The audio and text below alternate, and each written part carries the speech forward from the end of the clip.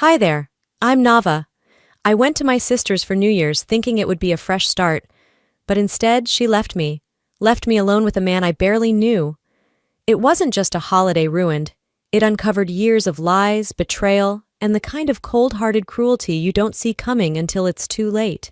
How did it all spiral so far? And what did I have to lose to finally break free? The drive to Ludlow had felt endless. Thick flakes clung stubbornly to the windshield as I wound through silent, frozen roads, each mile harder to bear than the last. I had imagined arriving to the glow of warm lights, the clink of glasses, the hum of laughter. But when I pulled into Marcia's driveway, the house sat dark and lifeless under a gray, heavy sky. I parked, engine ticking in the cold, and stared. No lights, no wreath, not even a shovel clearing the walkway. A hollow feeling gnawed at my chest.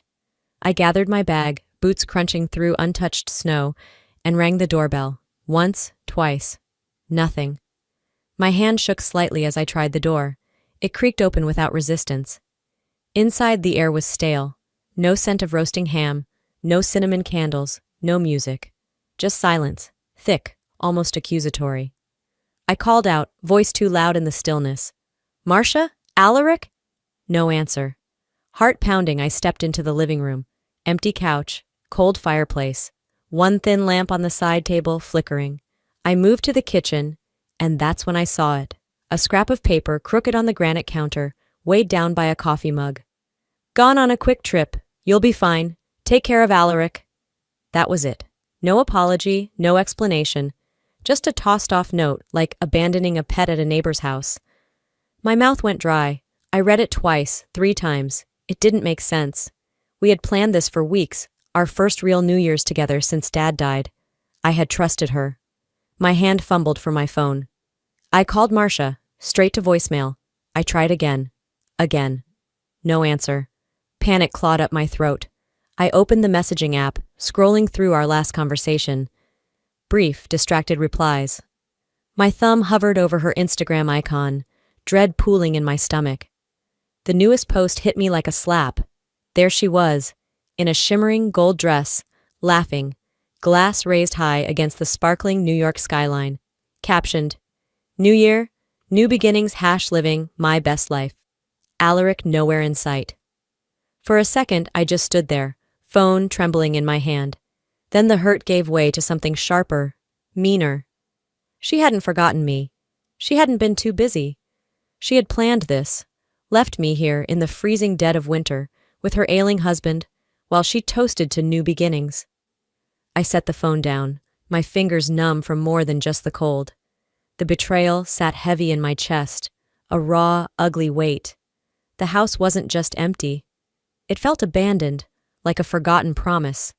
I clutched my coat tighter as I stepped further inside, realizing I was completely alone with a man I barely knew. The heavy front door groaned shut behind me, cutting off what little sound the outside world offered. For a few moments I just stood there, trying to decide whether to run or stay. The house was even colder than it looked. Ice crept along the insides of the windows like pale veins. I wrapped my arms around myself and called out again, my voice cracking in the stale air. "Alaric? It's Nava." Still no response. I moved cautiously from room to room, turning on lights that buzzed weakly, illuminating spaces that felt more like a mausoleum than a home. The kitchen was a disaster. An open cereal box spilled across the counter, a dirty plate sitting in a pool of something unidentifiable. The refrigerator groaned when I opened it, revealing only a half-empty jar of mayonnaise and a shriveled lemon. Upstairs I heard it, a faint sound, a cough. Reluctantly, I followed it to a half-open door. Inside, Alaric lay on an unmade bed, a thin blanket tangled around him. He looked smaller somehow, deflated. His once proud shoulders now slumped, his cheeks sunken. His eyes flickered open when I stepped closer. "You're not her," he rasped.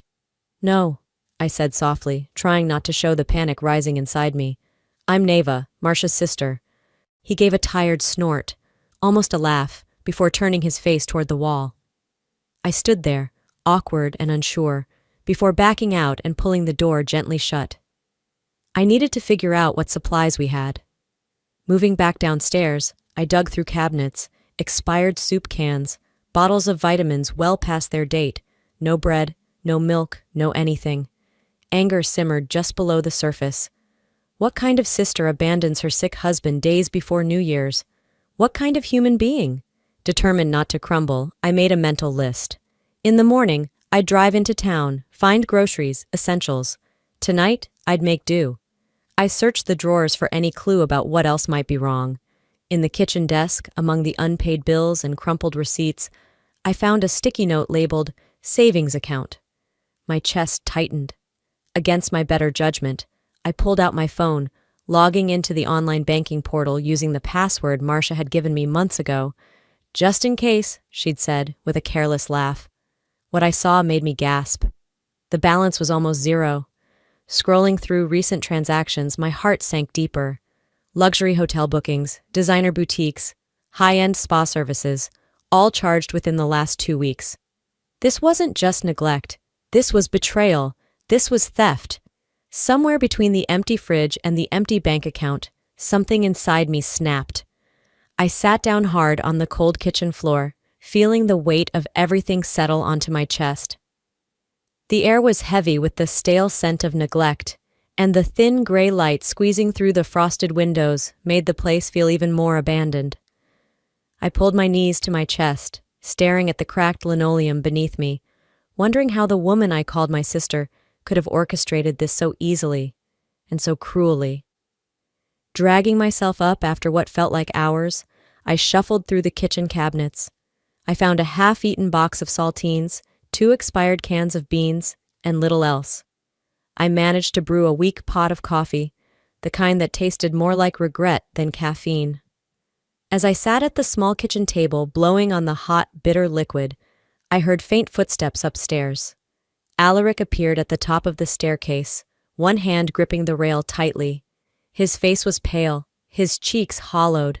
I stood up immediately, unsure if I should run to help him or keep my distance. Slowly, he made his way down, every step an effort. When he finally reached the bottom, he looked at me with eyes that had seen too much. "She's not coming back," he said, his voice rough as sandpaper. I nodded, swallowing the knot forming in my throat. I know. He shuffled toward the living room and sank into the old armchair near the fireplace, one that hadn't seen a flame in who knew how long. I followed cautiously, unsure if he wanted company. "She started small," Alaric said, staring into nothing. "Taking a little here, cutting corners there. At first it was easy to ignore. I told myself she was stressed, tired." He let out a humorless laugh. Then the doctor's appointments started getting missed. My checks, they stopped going to my account. When I asked, she said I was forgetful, getting old, made me doubt myself. I listened, the pieces clicking into place. Marcia hadn't just abandoned him now. She'd been abandoning him slowly for years, isolating him, breaking him down. The more he spoke, the more I felt something dark and familiar stir inside me. I hadn't thought about it in years, but suddenly the memory was vivid. I was 12, clutching a crumpled math test in my hands, Marcia towering over me with a sneer. "If Mom and Dad find out, it's on you," she had hissed. "You're the screw-up, not me." And when the inevitable confrontation came, Marcia's lies flowed smoothly. I had taken the blame, because who would believe me over her? Somewhere deep down, I had known then what she was capable of. I just hadn't wanted to see it again until it was staring me in the face now, through Alaric's hollow gaze. I didn't cry. I didn't scream. Instead, something inside me shifted, like a tectonic plate grinding into a new, immovable position. This wasn't just about Marcia leaving for New Year's. This was about years of betrayal. Patterns disguised as accidents. Cruelty disguised as carelessness. I sat back in the chair across from Alaric, my fingers curling into fists against my thighs. I had stayed quiet once before. I wouldn't make that mistake again. Armed with new clarity, I began to look more closely at everything Marcia had tried to hide. The weak afternoon light crept through the frosted windows, casting long, cold shadows across the floor as I moved from room to room, my hands steady but my heart pounding. In the living room, I noticed the bills stacked neatly but unpaid on the side table. Some envelopes were torn open, others were hidden beneath magazines, almost as if someone had tried to bury them in plain sight. Heating bills, medical invoices, late notices. My fingers traced over the dry paper, each one a whisper of neglect. Determined, I made my way upstairs. The master bedroom smelled of stale perfume and something sourer. Defeat. I pulled open the closet doors. Inside, I found empty designer shopping bags crumpled at the bottom. Expensive brands that Marcia could never have afforded without help. Help she didn't earn. In the corner of the room stood a battered oak desk. I rifled through its drawers, pushing past old receipts and meaningless trinkets. At the very back, tucked beneath a false bottom, I found a thin folder. When I opened it, my breath caught. Forged medical documents, pages and pages claiming that Alaric had been declared mentally incompetent years ago. Doctor's notes that seemed suspiciously typed, not handwritten. Signatures that looked identical across multiple documents. And worse, a notary stamp that, when I checked later, didn't even exist. She had been preparing for this for a long time. Each document screamed premeditation. Marcia hadn't simply abandoned her husband. She had plotted to erase him, to claim everything he had left without anyone questioning it. The rage boiled inside me, not wild, but focused, sharp like a blade. I snapped photos of everything with my phone, making sure to capture every damning piece of evidence. Back downstairs, I moved into what must have been Alaric's study once, though now it was a sad, forgotten room. In a dusty corner cabinet, I discovered a draft letter addressed to Adult Protective Services. My hands shook as I read it. In heartbreaking detail, Alaric had described the slow theft of his independence, the emotional abandonment, the manipulation, but the letter was unsent, a silent scream trapped on paper. I imagined him sitting here, broken, but still trying to fight for himself, and being too isolated to follow through. A heaviness settled into my chest, but I didn't let it weigh me down. Marcia hadn't counted on anyone caring enough to dig this deep. She hadn't counted on me. I gathered the documents carefully, building a new folder, a real one, this time backed by proof, not lies. It was no longer just survival. It was about justice. The first thing I did was draft a message Marcia couldn't ignore. I sat at the kitchen table, surrounded by the damning evidence I had gathered, my fingers steady on the keyboard despite the blizzard howling outside. I wasn't going to beg or plead. Not anymore. I was going to confront her head-on, strip away the cozy lies she had wrapped herself in. I kept my words brief, but sharp, each sentence a scalpel cutting through her false security. I know what you've done to Alaric. I have proof. We need to talk before things get worse for you. No drama, no threats, just truth, and the unspoken promise of consequences. I hit send. The screen glowed coldly back at me as I waited. It didn't take long. The phone buzzed, and Marcia's name flashed across the screen. For a heartbeat, a tiny, foolish part of me hoped she might show some shame, some regret, maybe an apology, maybe even fear. Instead, her message punched through the fragile air. Oh, please, you're being dramatic. It's just a little money. Alaric can't even tell what day it is anymore. You should thank me for taking care of him all this time. I stared at the words, my stomach twisting. Just a little money? Just a little betrayal? She had drained him dry, crushed his spirit, and now she laughed it off like it was nothing more than a spilled drink at a party. Another text blinked through. Don't get any ideas, Neva. You're not exactly the family hero you think you are. That one landed harder than the first. The Marcia who once held my hand crossing icy sidewalks, who braided my hair before school, was long gone. Maybe she never really existed. Maybe I'd only ever loved the idea of her. I set the phone down slowly, my hands curiously calm. There was no point trading insults over a screen. Words meant nothing to her. She would never understand loyalty or guilt or love, only consequences. Quietly, I gathered the folder of evidence and placed it carefully inside my backpack. I would need it soon enough. There was no use wasting anger on her taunts. I'd channel it into action instead. The clock on the stove blinked 11:45 p.m. 15 minutes until midnight. A new year, a new war. I sat by the window, watching the snow twist violently in the dark. No cheers, no fireworks. Just the storm howling like a living thing outside, trying to tear the world apart. Somewhere across the country, Marcia was probably popping champagne, raising a glass to her own imagined cleverness. But by morning she would learn exactly how wrong she was to underestimate me. I woke before dawn, the storm still raging, and I knew it was time to move. The windows rattled in their frames, and the world beyond was a wall of white. I pulled a heavy sweater over my chilled body and padded quietly into the kitchen, the floorboards creaking under my steps. The power flickered again, casting the room in stuttering shadows. I had no illusions left. The world outside was brutal, but the real storm was happening inside these four walls. I poured a cup of lukewarm coffee from the pot I'd brewed hours ago. As I cradled it between my hands, my phone buzzed, rattling against the counter. I snatched it up, expecting another useless taunt from Marcia. Instead, it was a call. From her. No, not a real call. A pocket dial. I pressed the phone to my ear, heart pounding. I could hear muffled laughter, clinking glasses, and then Marcia's unmistakable voice. "He's practically a vegetable," she sneered. "Another month tops, then it's all mine." Someone, a man, chuckled darkly. "No one's gonna question it. Old guy, bad weather, frail health, easy out." Marcia's voice dripped with venom. "Neva? She's just another bleeding heart. She won't do a damn thing." I stood frozen in the kitchen, each word slicing deeper than any knife. This wasn't about struggling to care for Alaric. This wasn't about being overwhelmed. It was premeditated, cold, calculated. They were planning to let him die, to profit from it. The rage that flared inside me was unlike anything I'd ever known. Not wild, not chaotic. A quiet, steady burn, like iron heated until it glowed.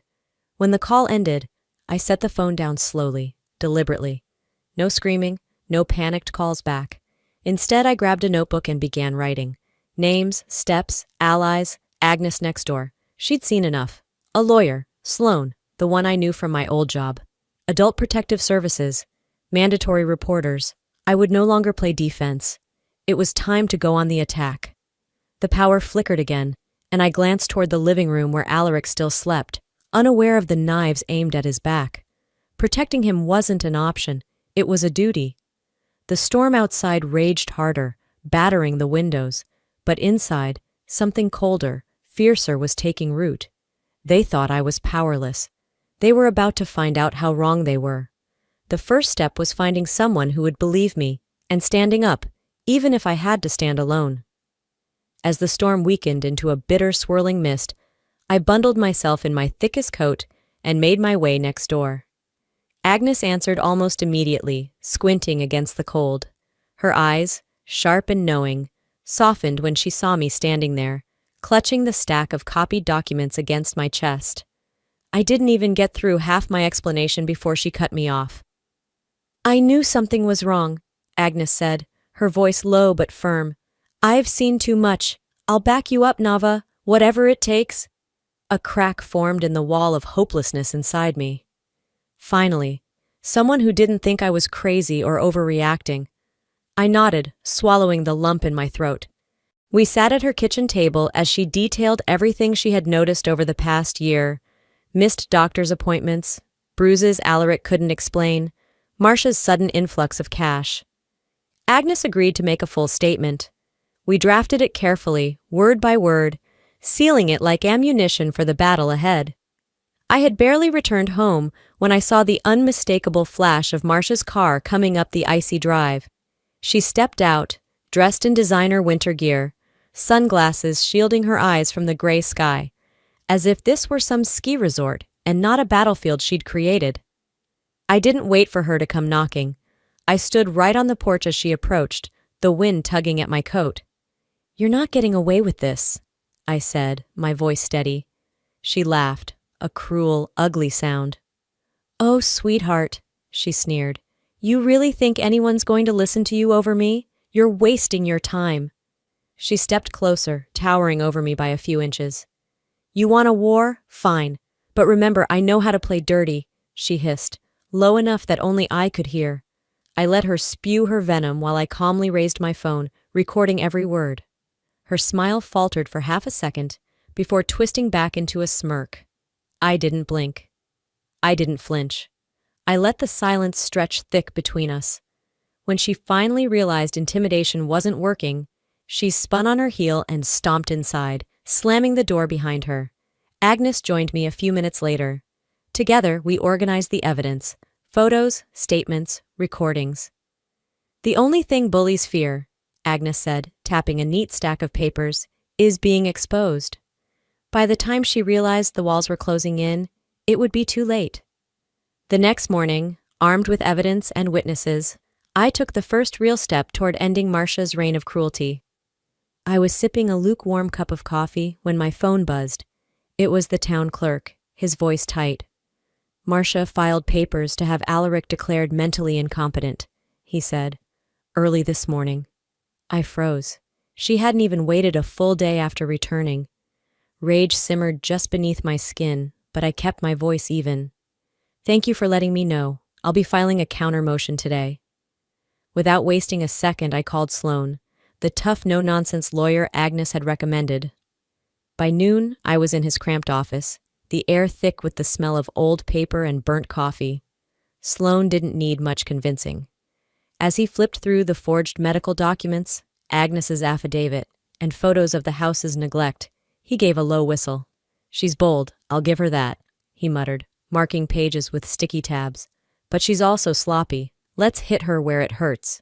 We filed emergency paperwork: motions to freeze Marcia's access to Alaric's accounts, petitions for a fraud investigation, demands for immediate hearings. By late afternoon, word had spread through the tight-knit town. Ludlow wasn't big, and rumors traveled faster than snowdrifts. At the local diner, heads turned as Marcia breezed in, unaware her charade was crumbling. One woman whispered loud enough for me to hear, "Thought she was the perfect sister. Guess not." The town clerk called again, voice almost gleeful. "That notary she used? He's already denied ever signing anything for her." Piece by piece, the foundation Marcia had built on lies was collapsing. Back at the house, I sat with Agnes and Alaric, laying out the next steps. We would stand together at the hearing. We would testify. There was no fear left in me anymore, only cold, clear purpose. Tomorrow, the world would see Marcia the way I had always seen her. And there would be no more pretending. The hearing was set for noon, and by the end of it, the masks would finally fall away. I stood outside the courthouse, the fresh snow crunching beneath my boots, heart thudding like a drum in my chest. Sloan met me at the steps, his breath fogging in the icy air. Agnes joined us too, her sharp eyes scanning the crowd gathering out of curiosity. Neighbors, townsfolk, even the diner waitress. Inside, the courtroom buzzed low with murmurs as we entered. Marcia sat on the other side, wearing a carefully curated look of concern, her lawyer whispering frantically into her ear. I met her gaze, steady and unflinching. The proceedings began. Sloan moved like a seasoned general, laying out the forged documents first, highlighting the discrepancies, the mismatched signatures, the notary's sworn statements denying involvement. Agnes testified about the years of neglect she had witnessed from next door, her voice firm despite Marcia's icy glare. Piece by piece, the illusion Marcia had built crumbled. When it was her turn to speak, Marcia flailed, contradicting her own statements, blaming clerical errors, even suggesting I had misunderstood everything. But the evidence was overwhelming, and the judge, a weathered man with tired eyes, was not in the mood for games. His gavel struck the bench with a decisive thud. "This court finds the petition for incompetence without merit," he declared. "Further investigation into potential financial misconduct is hereby ordered." Gasps rippled through the small crowd. Marcia's face went pale, then red, then an unsettling mask of anger. Outside, the cold was almost comforting against my flushed skin. I inhaled deeply, the crisp air filling my lungs as we stepped back into the world, no longer trapped in her shadow. Later, back at the house, the atmosphere felt different. The blizzard had cleared, sunlight bouncing off untouched snow. Inside, Alaric napped peacefully, unaware that for the first time in years, he was truly safe. I sat by the window, watching the light shift across the floor, feeling something I hadn't let myself hope for. Peace. it wasn't just about Alaric. It was about all the times I had stayed silent when Marcia twisted the truth. All the moments I let her make me doubt myself. I had fought for him, but in the process, I had fought for me too. The wounds Marcia left behind would not heal overnight. Some scars would stay hidden beneath the surface. But I had chosen not to carry her lies any longer. In the weeks that followed, I started volunteering at a local advocacy group, sharing my story when needed, listening when others needed a voice. Sometimes justice doesn't roar. Sometimes it arrives quietly. But it arrives all the same. When I look back now, standing here after everything, I realize one simple truth.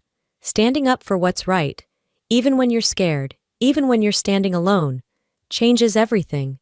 It wasn't easy, it wasn't quick, but choosing courage over silence gave me back not just my dignity, but my life. If there's one thing I can pass on to you, it's this: never let fear decide your future. Justice may not come roaring like a storm, sometimes it whispers, but if you keep pushing forward, it will come, and it will be worth it. No one else can fight for your worth better than you, so fight, and never ever let anyone steal your voice. I'd love to hear your thoughts. Have you ever had to stand alone for something you believed in? If you were in my shoes, would you have made the same choices? Please share in the comments. I read every one of them. It's how we stay strong together. If this story touched your heart, please comment #1 or tell me which state you're watching from. And if you didn't like it, that's okay too. Tell me why. I value every perspective.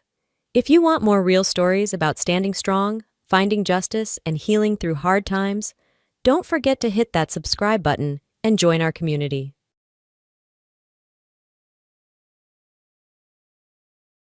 My name's Emily, and I'm 35. I've been taking care of our home for 10 years now. My husband, Michael, is a doctor. We don't have kids, but we've been pretty happy. Then, one day, everything changed. Michael came home late, like usual, and dropped a bombshell. He wanted a divorce. "I'm marrying my other woman," he said. I was shocked. "What do you mean?" "We didn't marry for love," he added. And he was right. Our marriage was more of an arrangement. His parents wanted him to marry, and I guess I seemed like a good match. We barely knew each other before we tied the knot. The only thing we really had in common was our last name. Looking back, maybe I was drawn to the idea of sharing the same last name. So we rushed into marriage, and for a while, we managed all right. I never thought we'd end up divorcing after 10 years. Even though our marriage wasn't built on love, we've been together for so long. But now, out of the blue, you want to marry someone else. When did you start betraying me? I asked, but Michael denied it. He said he met this nurse at the hospital about a year ago and was drawn to her charm. He claimed he was tired of living with a boring person like me. I was shocked and hurt. "How can you say that after all these years?" I asked. But Michael was cold. He said living with me had been like hell and that he was done. I agreed to the divorce, even though it broke my heart. But then Michael dropped another bombshell. He said we didn't even need to go through the legal process because he never officially registered our marriage. We were just living together, not legally married. I felt betrayed and angry. Michael had kept this secret from me all these years, and now he was using it to avoid giving me anything in the divorce. That day was supposed to be when he submitted our marriage registration, but instead, it was the day our marriage officially ended. I couldn't go because of an urgent matter, but it turns out he never submitted it. Not submitted? Are you joking? We've been living as a married couple for 10 years. It's impossible that you didn't submit it. Normally, yes, that's why I made that rule at the beginning.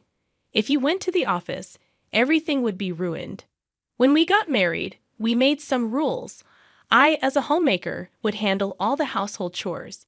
I was on an allowance, and part-time work was prohibited. And Michael would handle all governmental and official matters. Why would you do such a thing? I asked. Because I was about to be forced into a marriage with someone I didn't love. It's not like I was going to submit it easily. I was saving marriage for someone I was destined to be with. Then you should have refused the marriage proposal in the first place. I couldn't refuse. My parents are stubborn and wouldn't listen. What would have happened if I said I didn't want to marry? Plus, I wanted a housekeeper. A housekeeper? I'm a busy doctor and can't often tend to household chores. So, I decided to marry you as a housekeeper. It was a good deal for you too, right? You could eat well and have a roof over your head without working. You seemed desperate to get married too. What? You were probably feeling pressured because your friends were getting married, right? Even though we weren't actually married, you were seen as the woman who married a doctor. This 10-year relationship was a win-win for both of us. That's all it was, and it ends today. You should be grateful for the good times you had. Now you have to live on your own without relying on others. I can't believe this. Oh, and one more thing. Don't tell my parents about this. If you do something unnecessary, you know what will happen to your father, right? My father, who runs a medical equipment sales company, has a contract with the hospital where he works. It was through my marriage to him that this connection was made. If I told my in-laws, he's implying that he'd sever the contract as a threat. In other words, he's threatening me not to do anything unnecessary. It's your fault for being deceived. How pitiful to be thrown out with nothing, he said, laughing. But the one who would be thrown out without knowing anything was actually him. I couldn't help but burst into laughter. What's so funny all of a sudden? I can't believe you became a doctor with that kind of knowledge. What do you mean? I knew all along about your mistress and that you didn't submit our marriage registration. That's impossible. That's why I've been preparing, waiting for the day you'd bring it up yourself, preparing to get my revenge on you. In fact, I had a gut feeling about my husband's infidelity for the past 6 months, but I lacked solid evidence to confront him. So, I decided to hire a private investigator to look into his affair. Ma'am, there are 2 things I need to tell you, the investigator said. The first is that your husband is indeed having an affair. We got evidence of him entering a hotel with a nurse from his workplace. And the second is from their conversations. There's a possibility that you two are not legally married. Not legally married? What does that mean? I'd overheard your husband and his mistress at a cafe. He said they didn't need to worry about alimony or property division since they never submitted a marriage registration. What? I can't believe it. We've been living as a married couple for 10 years. I don't know why he didn't submit the marriage registration. That's why he never let me handle any official procedures. Yeah, that seems to be the case. I can't believe this. How could this happen? It's rare to hear about not submitting a marriage registration for 10 years, but it's not unheard of. This is too much. Am I just supposed to accept this? If we were never married from the start, there's nothing I can do. Not necessarily. What do you mean? Let's make him pay for deceiving you for 10 years. First, we need to prepare without him noticing.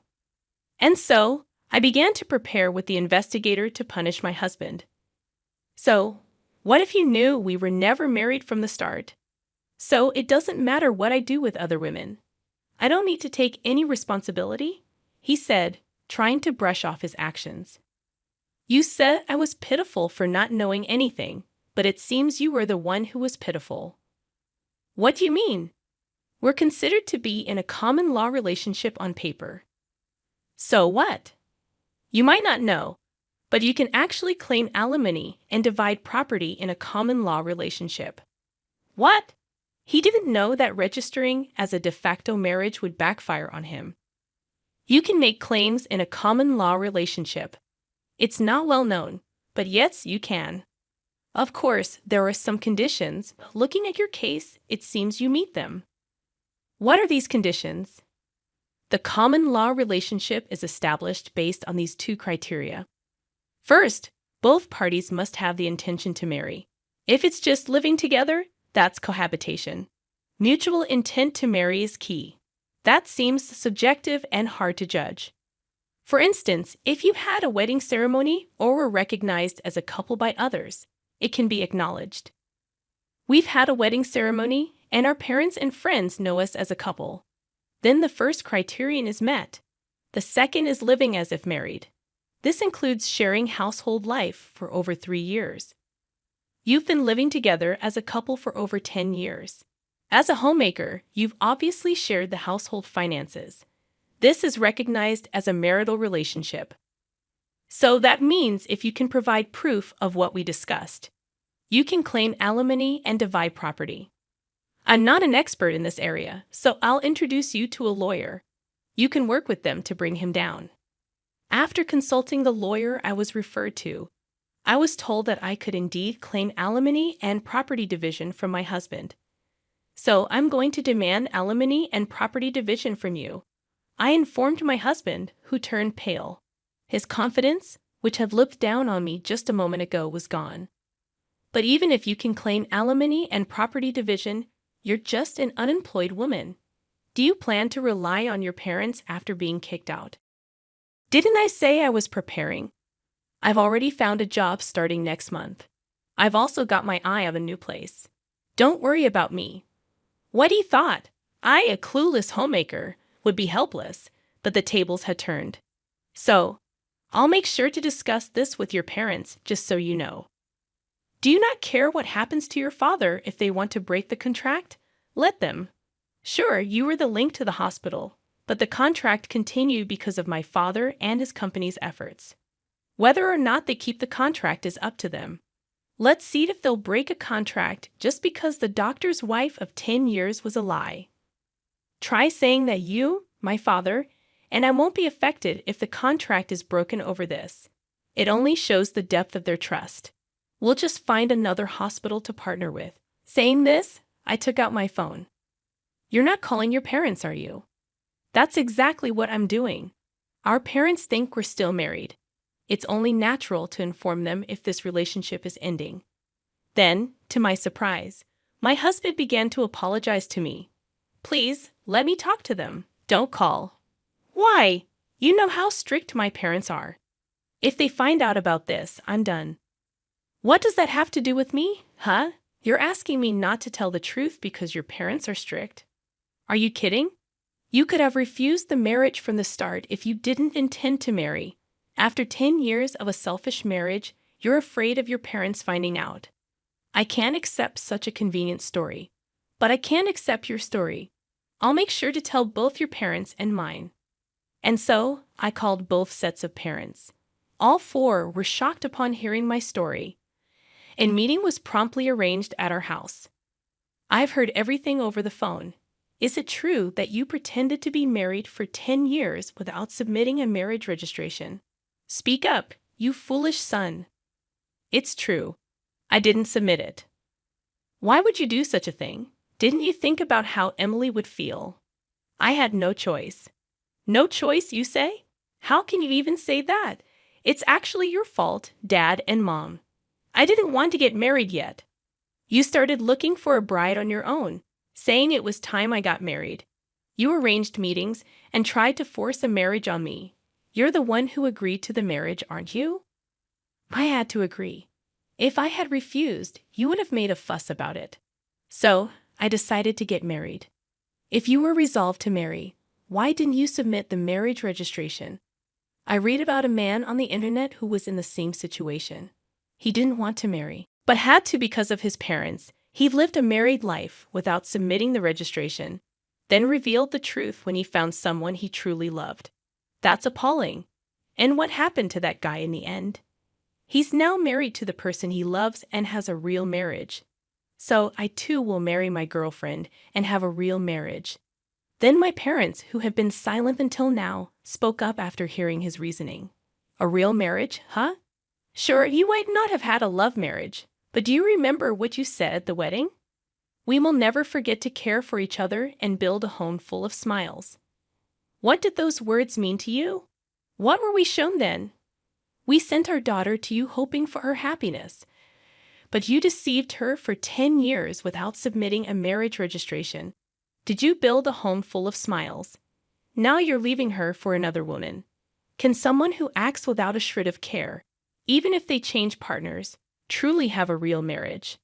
Well, I was happy you married our daughter, not just because you were a doctor. I thought she could build a happy home with someone as sincere as you. But it seems we were mistaken and deceived. And you threatened our daughter. If she told us about this, you'd cut off the contract with our company. What? Seriously. If you're going to threaten our daughter, we'll cut off the contract ourselves. Be warned. We will tell the truth when asked. Why? If you do that, there will be rumors at the hospital. Rumors? Well, yes, but that's the result of your own actions. You were the one who threatened us with cutting off the contract. My husband was in complete panic at this unexpected turn of events. Please wait. This is getting out of hand. Let's just talk. Don't mess with us. My father-in-law grabbed my husband by the collar, furious. We didn't raise you to be such a scoundrel. What were you thinking? Father, please stop. By not submitting the marriage registration, you might have thought you were doing yourself a favor. But because of your selfish actions, Emily was strung along for 10 years. What were you thinking, causing such trouble to others? The living room fell silent. My husband, faced with my father-in-law's words, had nothing more to say. Emily and your parents, I'm truly sorry for the trouble caused by this idiot. No, you parents shouldn't apologize. It's not your fault. However, it's partly our responsibility as parents for letting him act this way. For now, we'll take him home and make sure he doesn't continue his reckless behavior. We'll deal with the aftermath properly. We're very sorry for all this. And with that, my husband was taken away by his parents back to his childhood home. You've been through a lot. For now, you should come back home and rest. We'll think about what to do next later. You don't need to worry about anything right now. My parents thought I was completely exhausted and deceived. They spoke to me with such kindness. Thank you. But I won't go back home yet. I still have things I need to do. I declined their offer and stayed in my own home. What I had to do was prepare for the final settlement with my now ex-husband, gathering evidence for our common law relationship. I was getting ready to claim alimony and divide our assets. A few weeks later, a meeting with a lawyer was arranged. However, even if I agree to alimony, why should I divide my property? She's been a homemaker for 10 years, never working a day. All the furniture, clothes, food. I paid for everything. Now you're telling me to hand over the money I worked hard for? He ranted, unable to accept that his money would be shared with me. Yes, that's correct. The money you earned and the furniture are subject to property division. Why does it have to be like that? Who did the housework while you were working? Who cooked meals with the groceries you bought? That's irrelevant now. No, it's very relevant. A homemaker is entitled to property division because housework and childcare have economic value. Speaking as a human, not just a lawyer, do you think housework is something anyone can do? That it's just expected of a homemaker? The reason you could live freely is because of her support. Don't get that wrong. What? And this situation is a result of your actions, yet you have the audacity to be selfish. What did you say? Never mind. Anyway, she's entitled to half of the assets for property division. That's how it is. Dan. Regarding alimony, we intend to claim $100,000 from you. $100,000. Why so much for a relationship that wasn't even a marriage? It's precisely because you weren't married. Normally, alimony claims in common law relationships range from $10,000 to $40,000. However, in your case, you pretended to be married for 10 years and selfishly tried to kick her out when you found someone else. The amount is determined by the severity and duration of your actions. But still, you may think 10 years is just a short time, but it's longer than you realize. During that time, she devoted herself to you, believing you were a married couple. You have no right to complain after betraying her. A perfect rebuttal. He couldn't say anything and reluctantly agreed to my demands. Then I also sent a notice of claim for alimony to his mistress. I knew who and where she was, thanks to the investigator. As he had said, she was a nurse working at the same hospital. The mistress, having heard from him that there was no possibility of alimony or property division, must have been utterly shocked by the contents of the claim. Wait a minute, This isn't what you told me. What do you want? I told you not to talk to me at the hospital. I got this from your wife. You said there wouldn't be any alimony because we weren't married. What's this all about? I later learned that in a panic after being served with the alimony claim from me, she confronted him at the hospital with the notice I had sent.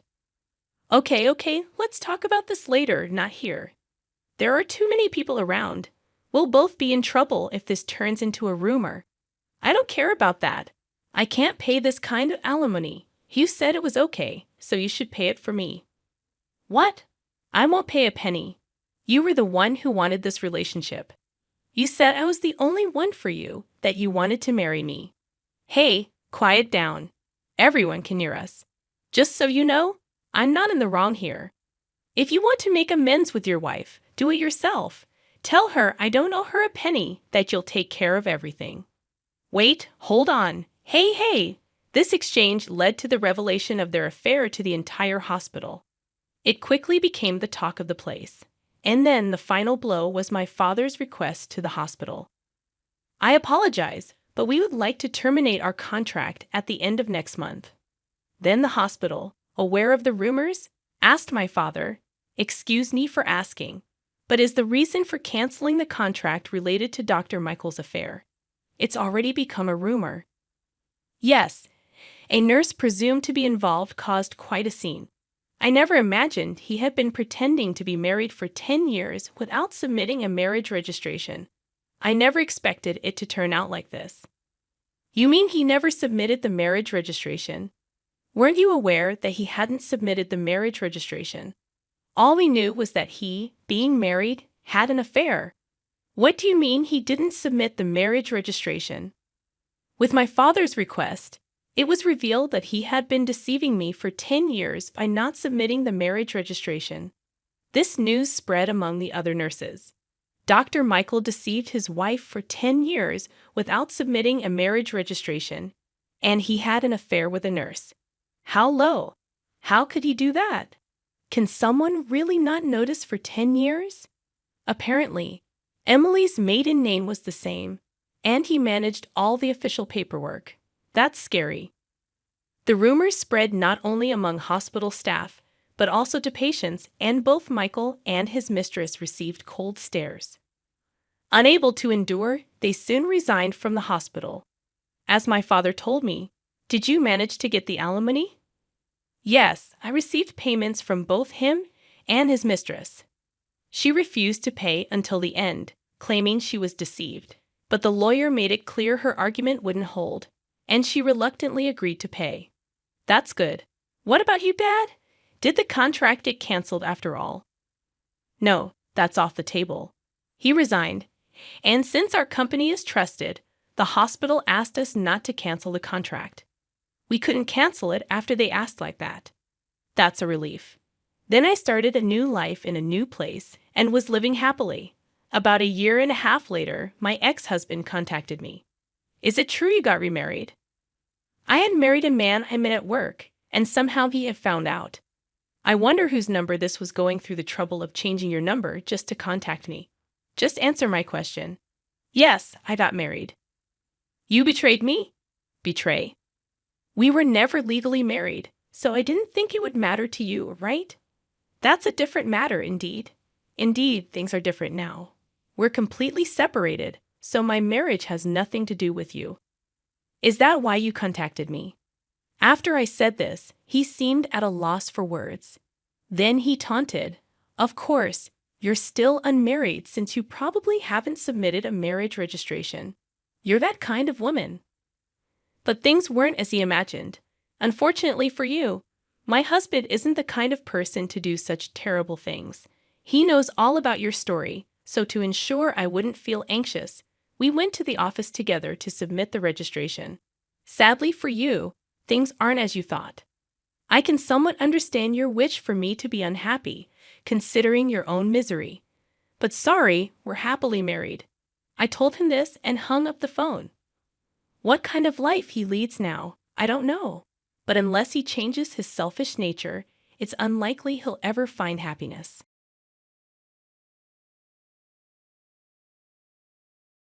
My name's Sarah.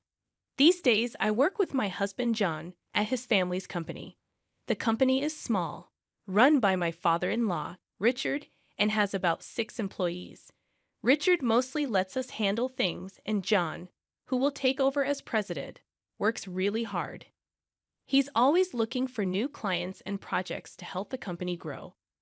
When there's a big project, everyone pitches in, and the office feels lively and fun. I've been here for 10 years, ever since I married John. One day, when I got home early to cook dinner, John was still at work. My mother-in-law, Nancy, who used to work at the company before John and I got married, seemed bothered. She'd been looking forward to retirement, but lately, she'd been picking on me more often. "Sarah, how long do you plan to stick around our family business?" she asked sharply. Confused, I asked her what she meant. She implied that I only married John because I couldn't find a job elsewhere, and now I was taking advantage of working for the family. Feeling frustrated, I explained that I chose to work here and wasn't forced into it. But Nancy didn't seem to believe me. She thought she knew everything about me and walked away without listening. But my issues with my mother-in-law weren't just about her words. When she quit her job to take care of the household, she didn't do anything. Even though my father-in-law asked her to help out with housework since she was home all day, she refused, saying, "I've worked all my life. Now it's the daughter-in-law's turn to do the housework." So it usually fell on me to prepare dinner. Nancy did whatever she wanted for lunch, but she never cleaned up afterward. Every day, when I got back from errands, I find a pile of dirty dishes waiting for me, which was frustrating and tiring. One sunny afternoon, I mustered up the courage to talk to Nancy about this. "Nancy," I said hesitantly, "I've noticed the dishes are often left in the sink. It would really help if you could clean up after your meals. It's just a small request, but it would mean a lot to me." Her response wasn't understanding at all. Her eyes flashed with anger, and she snapped, "Are you trying to give me orders in my own house? You're just a daughter-in-law. How dare you dictate what I should do?" Her words stung, reminding me of the delicate balance in our family dynamics. "I wish Jessica were here instead of you," she continued bitterly. "She's far more considerate and understanding than you could ever be." Jessica, my sister-in-law, was ambitious and spirited. Even though we didn't spend much time together, I admired her dedication. She had missed our wedding because of a hangover, but she was making a name for herself in Manhattan, working hard in fashion design. Trying to change the subject, I mentioned Jessica's achievements, hoping to ease the tension. However, Nancy's views on Manhattan were far from favorable. She saw it as a cold and impersonal city, not suitable for someone as warm-hearted as Jessica. Then she turned her attention to me, realizing that I was from Manhattan. In her mind, it all made sense. My supposed aloof manner toward her. Caught in this exhausting exchange, I realized that if I didn't start preparing dinner soon, we'd be eating much later than usual. Despite battling my own frustrations, I managed to keep a composed exterior. "Mom, let's continue this conversation later. I need to focus on getting dinner ready, or we'll be eating quite late tonight," I said with a hint of reluctance. Finally, Nancy retreated to the living room, leaving me alone with my thoughts and the clatter of cooking utensils.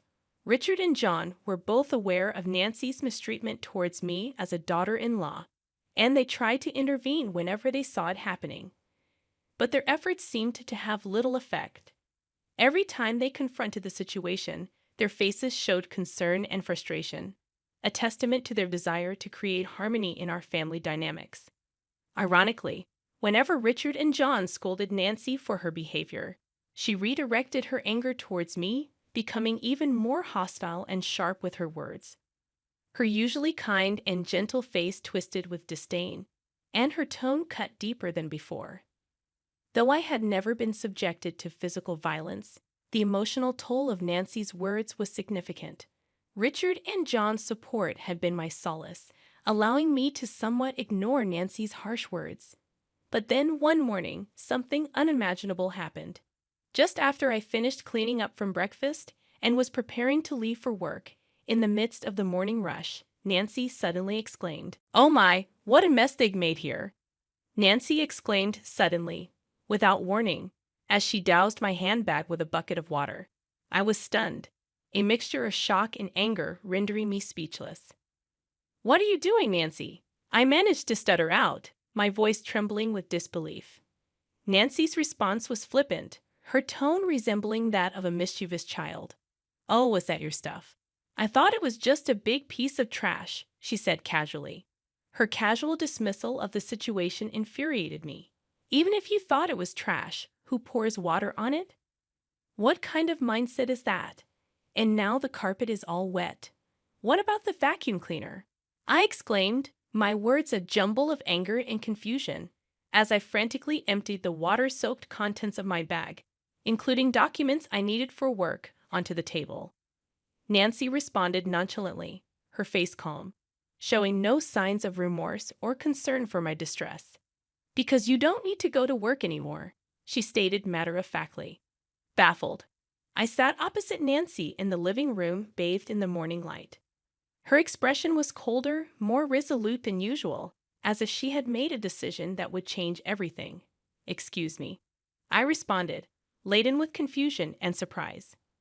"You've been clinging to this house for 10 years, but finally I can get rid of you," Nancy declared, her words piercing my heart with their anger and determination. My mind reeled, and my heart filled with sorrow. "Getting rid of me?" I questioned, disbelief in my voice.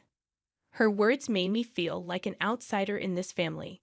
"Actually, my daughter is joining the company, so we need you to leave. Today's your last day," she continued, her mocking laughter further wounding me. She was using my position at work to force me out.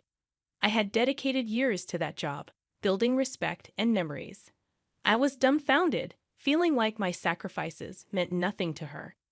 It appalled me, not just that she acted this way, but that after 10 years of dedication, she could ask me to leave in place of her daughter. It felt like my decade of effort was being rendered worthless. I thought to myself, "Are you sure about this? Wasn't Jessica working in a clothing store in Manhattan?" I questioned, reflecting my confusion and apprehension. My job was more than just a source of income. It was my avenue for self-fulfillment. Meanwhile, Jessica, my sister-in-law, seemed to have grown tired of city life and had chosen to return to the family. She said she was tired of dealing with the cold people of Manhattan, so I told her if she came back home, I have a job ready for her. She agreed to return immediately. "Now that she's coming back, she wants you out of this house," Nancy explained to me. I found her words hard to believe. She was ready to overturn my life with a single decision, completely disregarding my place in the family without even listening to me. "I've written your resignation letter," she said, handing me an envelope. In that moment, my heart shattered completely. Everything I had built over the years was reduced to nothing, treated like a mere piece of paper. Her actions severed our family bond irreparably. I headed to the company, just a brisk 3-minute walk from my home. My mind was a whirlwind of apprehension and anticipation as I walked under the cool morning sky. Each step felt heavy with the weight of what was to come. Upon reaching the office, I shared with my father-in-law Richard and my husband John. I told them what my mother-in-law had said. Their faces were a mix of shock and thinly veiled anger, yet they remained composed. They suggested that maybe, just maybe, it was time for me to resign to show her the reality of the situation. This suggestion sent my heart into turmoil. Having worked tirelessly in our family-run business for years, I barely knew what a long vacation felt like, aside from brief rests during Thanksgiving and the holiday season. Encouraged by John and Richard's gentle words, "Why don't you spread your wings for a change?" I made up my mind to embark on a little trip. As I packed, I found myself pondering deeply about my life, my choices, and what lay ahead. Meanwhile, my sister-in-law Jessica, who had come to replace me at the company, shockingly didn't show up until 1:00 p.m. Her irresponsible attitude left John and Richard, who had been holding the fort in my absence, in a state of dismay. Jessica seemed utterly disinterested in understanding the work, despite their attempts to explain it to her. Hearing about this, I couldn't help but feel. A twinge of anxiety about the future of our company lingered as I looked forward to my trip. Departing without encountering my mother-in-law, I swiftly set off. During the journey, as I enjoyed the view outside the train, I reflected on my life, the past, the present, and what was yet to come. Relishing the local seafood delicacies, I contemplated deeply about myself, my family, and our business. However, the tranquility of my fourth day was shattered when Jessica called me in tears. "What's going on? Mom said it was an easy job, just sitting in a chair, but John and Dad are acting like I can't do anything right," she said, her words most likely influenced by my mother-in-law. Even as I enjoyed my leisure, I realized it was time to address the situation. "So, Jessica, how proficient are you with computers?" I asked hesitantly. Her response indicated her limited skill in a professional setting, mainly focused on watching videos and playing games online. Considering her background in the apparel industry, I asked further about her experience with tasks like managing sales data in Excel or recording customer information in Word. She seemed puzzled, indicating her lack of familiarity with such tools. Digging deeper into her technical experience, I asked about image editing, video editing, or audio editing software. Her bewildered response suggested she had little to no experience with these tools. However, when asked about handling calculations for sales or filling in documents, she confidently stated that she could do that. This conversation shed light on Jessica's capabilities, highlighting areas where she might need additional training or support to adapt to her new role in our company. However, when probed further with, "Can you calculate tax too, right?" her confidence waned as she responded uncertainly. This question was a test of her mathematical skills and ability to apply them in a business context. While Jessica might have other skills, it was apparent she felt insecure about the required skill set for the job. Her discomfort seemed particularly rooted in her struggle with calculations, which could be why she faced criticism from Richard and John. First and foremost, it was necessary to give my mother-in-law and her cohort, who tried to oust me, a taste of their own medicine. "Since you're taking over my job, I expect you to handle the accounting tasks efficiently. Be mindful of email etiquette." A casual tone suitable for friends is utterly inappropriate for business communication. Also, you'll be responsible for scheduling the staff shifts.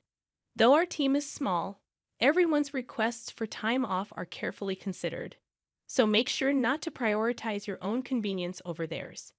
As I continued to list down my demands, I could hear her sobbing on the other end of the line. "But I was told I wouldn't have to do anything. Why are there so many tasks? I didn't come back home for this," she exclaimed, abruptly ending the call. In the following 3 days, I decided to enjoy sightseeing in Manhattan, where Jessica had fled from. My experience taught me that not everyone in Manhattan is cold-hearted. In fact, it seemed rarer to find people as cold-hearted as my mother-in-law and Jessica, who had conspired to drive me away. A week after leaving my job, I returned to my in-laws' house. Upon my arrival, Nancy, with her face flushed red, confronted me with a burst of anger. How dare you make my daughter cry? You won't get away with this," she exclaimed furiously, her eyes brimming with anger and misunderstanding. She made a move to grab me, but John and Richard quickly intervened. They tried to calm her down, but her anger seemed far from subsiding. John sighed deeply before speaking. "Jessica is crying because she was scolded for trying to boss around her employees, despite her inability to do anything right. It's not Sarah's fault. Besides, Sarah hasn't been here for a week, so there's no way she could have upset Jessica, mother. You really need to stop these baseless accusations." John's voice was calm yet carried a weight, trying to convey the facts and clear the misunderstanding. "But it's because of her. This woman is the reason for Jessica's suffering," Nancy retorted emotionally, directing her suspicions towards me. Her words lacked any foundation of truth. "Where is Jessica, by the way?" I asked, looking around the living room, but Jessica was nowhere to be seen. Her absence added more mystery to the already puzzling situation. "Jessica's locked herself in her room. She's been crying and saying she doesn't want to go to work anymore, John explained. It seemed like Jessica had run away from learning the job well. It was understandable that she would find it challenging, considering she lacked the skills to fill in for me. You've been poisoning John and Richard against me, haven't you? If not, they wouldn't say the company ran better with me than with the incompetent Jessica, Nancy accused me vehemently. Her words were filled with long-standing misunderstandings and prejudices, leaving me utterly perplexed. She seemed to have always viewed me as an adversary, her words reflecting years of misconceptions. John let out a heavy sigh, his face showing weariness and frustration with the tangled web of emotions in this family. He had tried repeatedly to resolve the misunderstandings among family members, but his efforts seemed far from fruitful. Mom, I know it might sound a bit odd coming from me, but Sarah is truly exceptional at her work. She has a certification in bookkeeping, and her secretarial skills are top-notch. Moreover, she has studied Spanish and even has experience studying abroad. When it comes to dealing with multiple languages at our company, Sarah is the one who handles everything, John explained with a sense of pride, and his mother, Nancy, looked utterly surprised. Nancy had assumed that I quit my job as soon as I joined the family, so she had no idea about my contributions and achievements at work. That sounds like something straight out of a TV drama. Actually, back in college, I was so focused on getting various certifications. I immersed myself in my studies to the point where I hardly participated in clubs or had time for a romantic relationship. It was during this phase of my life that I met John, who visited my company for business.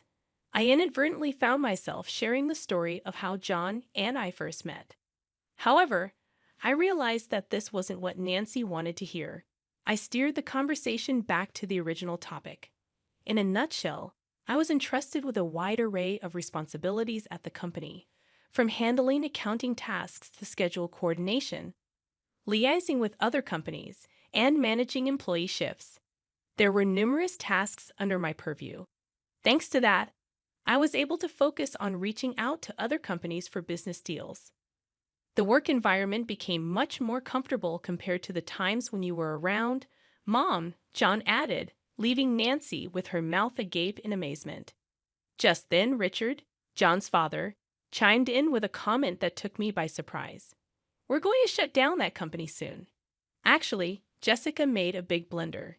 Despite being asked to prepare some documents, she decided to handle phone calls because it seemed more fun doing so. While John and I were away, she ended up behaving rudely to the person in charge from Company A. Of course, I got a call to confirm this. Hearing this, I was so shocked that I instinctively covered my mouth with my hand. I can't believe Jessica would do something like that, I murmured, filled with disbelief.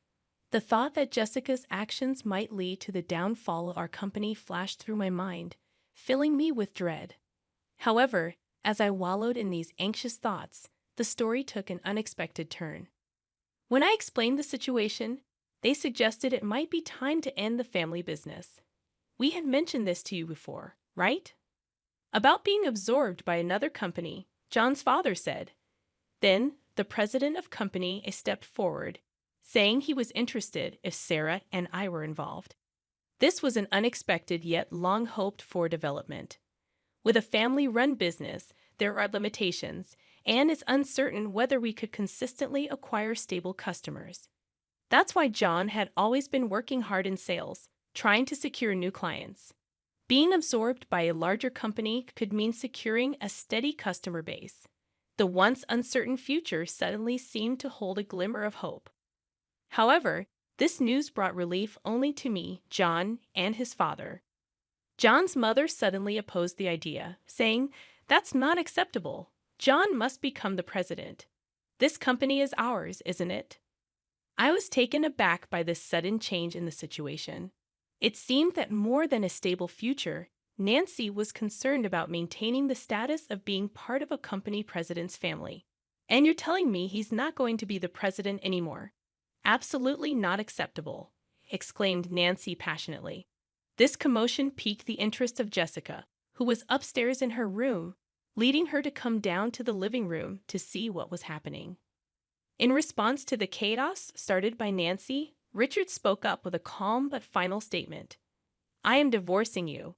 So either way, you will no longer be part of this executive family. Not only have you not changed your attitude towards my wife, but you also neglect household chores.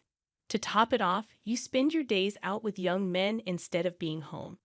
I have no intention of supporting such a wife any longer. This was news to both me and John. We were so shocked that we could only stare at Sarah's father-in-law with wide eyes. It seemed he had planned to discuss divorce from the beginning, as he took out divorce papers and a photo of Nancy with a young man from the living room shelf, placing them on the table. If you sign the divorce papers now and leave with your belongings, I won't demand alimony. I know getting any money from you would be futile anyway. Futile. Divorce? How can you say that? Haven't I devoted myself to this house all these years? Nancy exclaimed in disbelief. Have you done any proper housework in these last 10 years? Have you ever helped with the business? Does spending someone else's money on young men count as devotion to the house?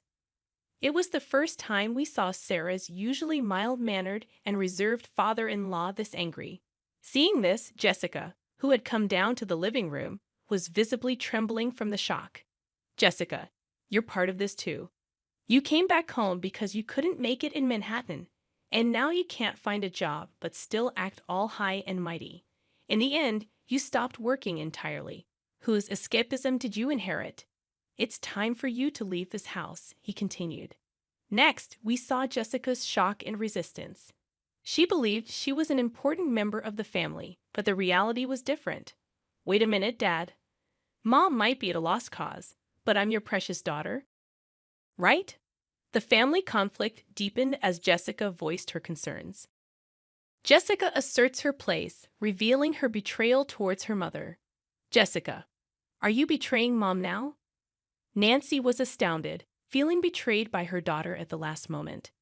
However, as the two started to create a commotion, Richard sternly silenced them with a shout. If I just kick you out, it'll cause trouble for everyone. So I've asked an acquaintance to take you in. They'll be here soon to pick you up. Get your minimum belongings ready. Left with no choice but to obey, Nancy begins packing her belongings with Jessica. After writing the divorce notice, an acquaintance of Richard's arrived to take Nancy and Jessica away.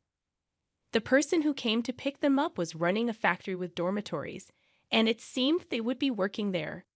John, Richard, and I talked to the employees about the company being absorbed and prepared for the busy days ahead for our future. Finally, I found out I was pregnant at that time. When I told the president of Company A, he was delighted and promised to send someone to replace me, which was a huge relief. Currently, John and Richard are working even harder for the sake of our upcoming child.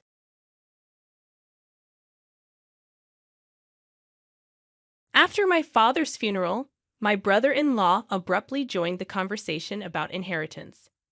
He announced that the stocks and $5 million inheritance would go to my wife, the eldest daughter. This surprised my sister and brother-in-law, who were eager for the money. However, the lawyer then told us that my sister Kelly had no right to the inheritance.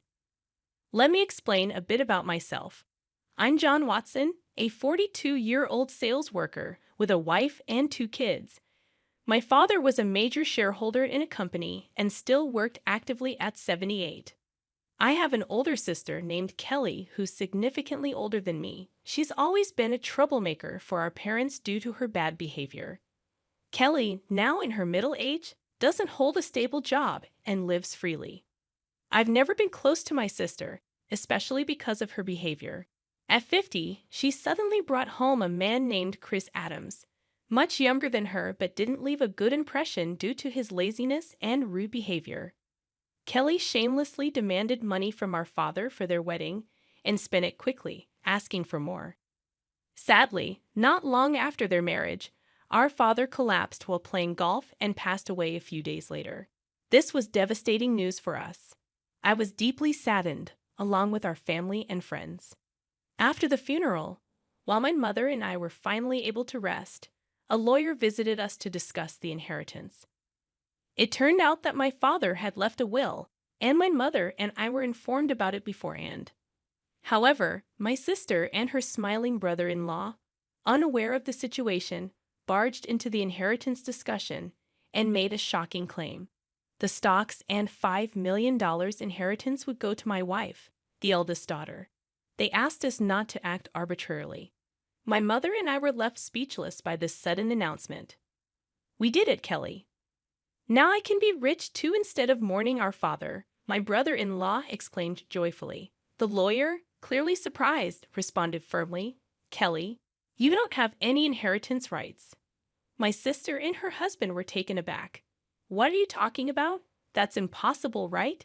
Kelly is the eldest daughter of this family. They protested confidently. It seemed my brother-in-law was banking on this inheritance, thinking my sister would receive it. However, the lawyer, looking serious, quietly informed them, Didn't you know?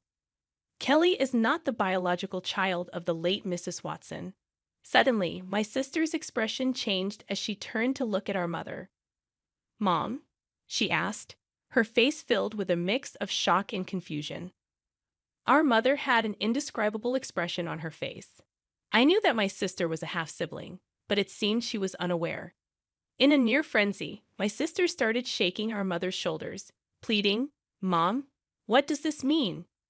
Kelly, you are the child of my previous husband. That was all our mother managed to mutter in response.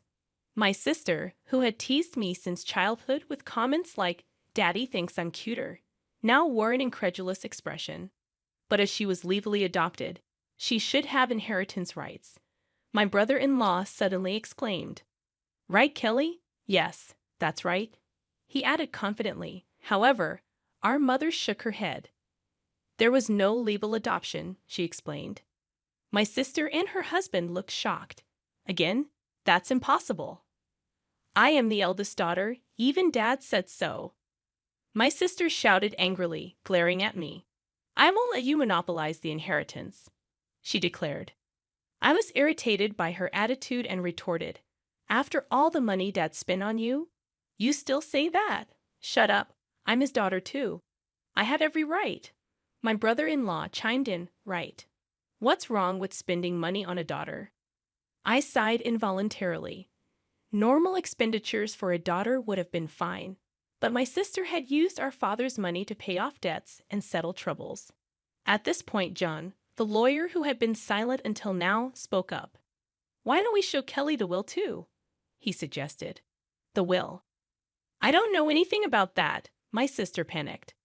Her ignorance, however, was her own fault. Our father had wanted to discuss the will's contents with us and had asked us to be present during its making. However, my sister scoffed and went out to play instead of taking the matter seriously. When I pointed this out, my brother-in-law glared at her fiercely, questioning her actions. Faced with this confrontation, they finally agreed to hear what the lawyer had to say. The lawyer then revealed my father's will, which clearly stated that the inheritance was to be left to me and my mother. It also explained why my father chose not to adopt my sister. Initially, he had intended to, but he became disappointed with her behavior towards me, her half-brother, and her reckless spending as she grew older. Understanding that she had no inheritance rights, my sister was stunned. Damn it! What are you going to do now? My brother-in-law suddenly raised his voice. You deceived me. You said you had money. His demeanor turned rough, surprising both my mother and sister, though I wasn't shocked. My brother-in-law had often shown his gold-digging tendencies. Perhaps he even married my sister under false pretenses. Kelly, don't come back until you get some money. Wait, Chris, what do you mean by that? My sister protested in confusion. I thought I was going to be rich. What a disappointment. Roughly pushing my sister aside, my brother-in-law quietly left the room. Left behind, my sister glared at us with a red face and exclaimed, Mom, why didn't you arrange for me to be adopted? It's unfair that only you get the inheritance. I should have received something too, but you didn't handle it properly. In front of our flustered mother, my sister cried out, It's unfair.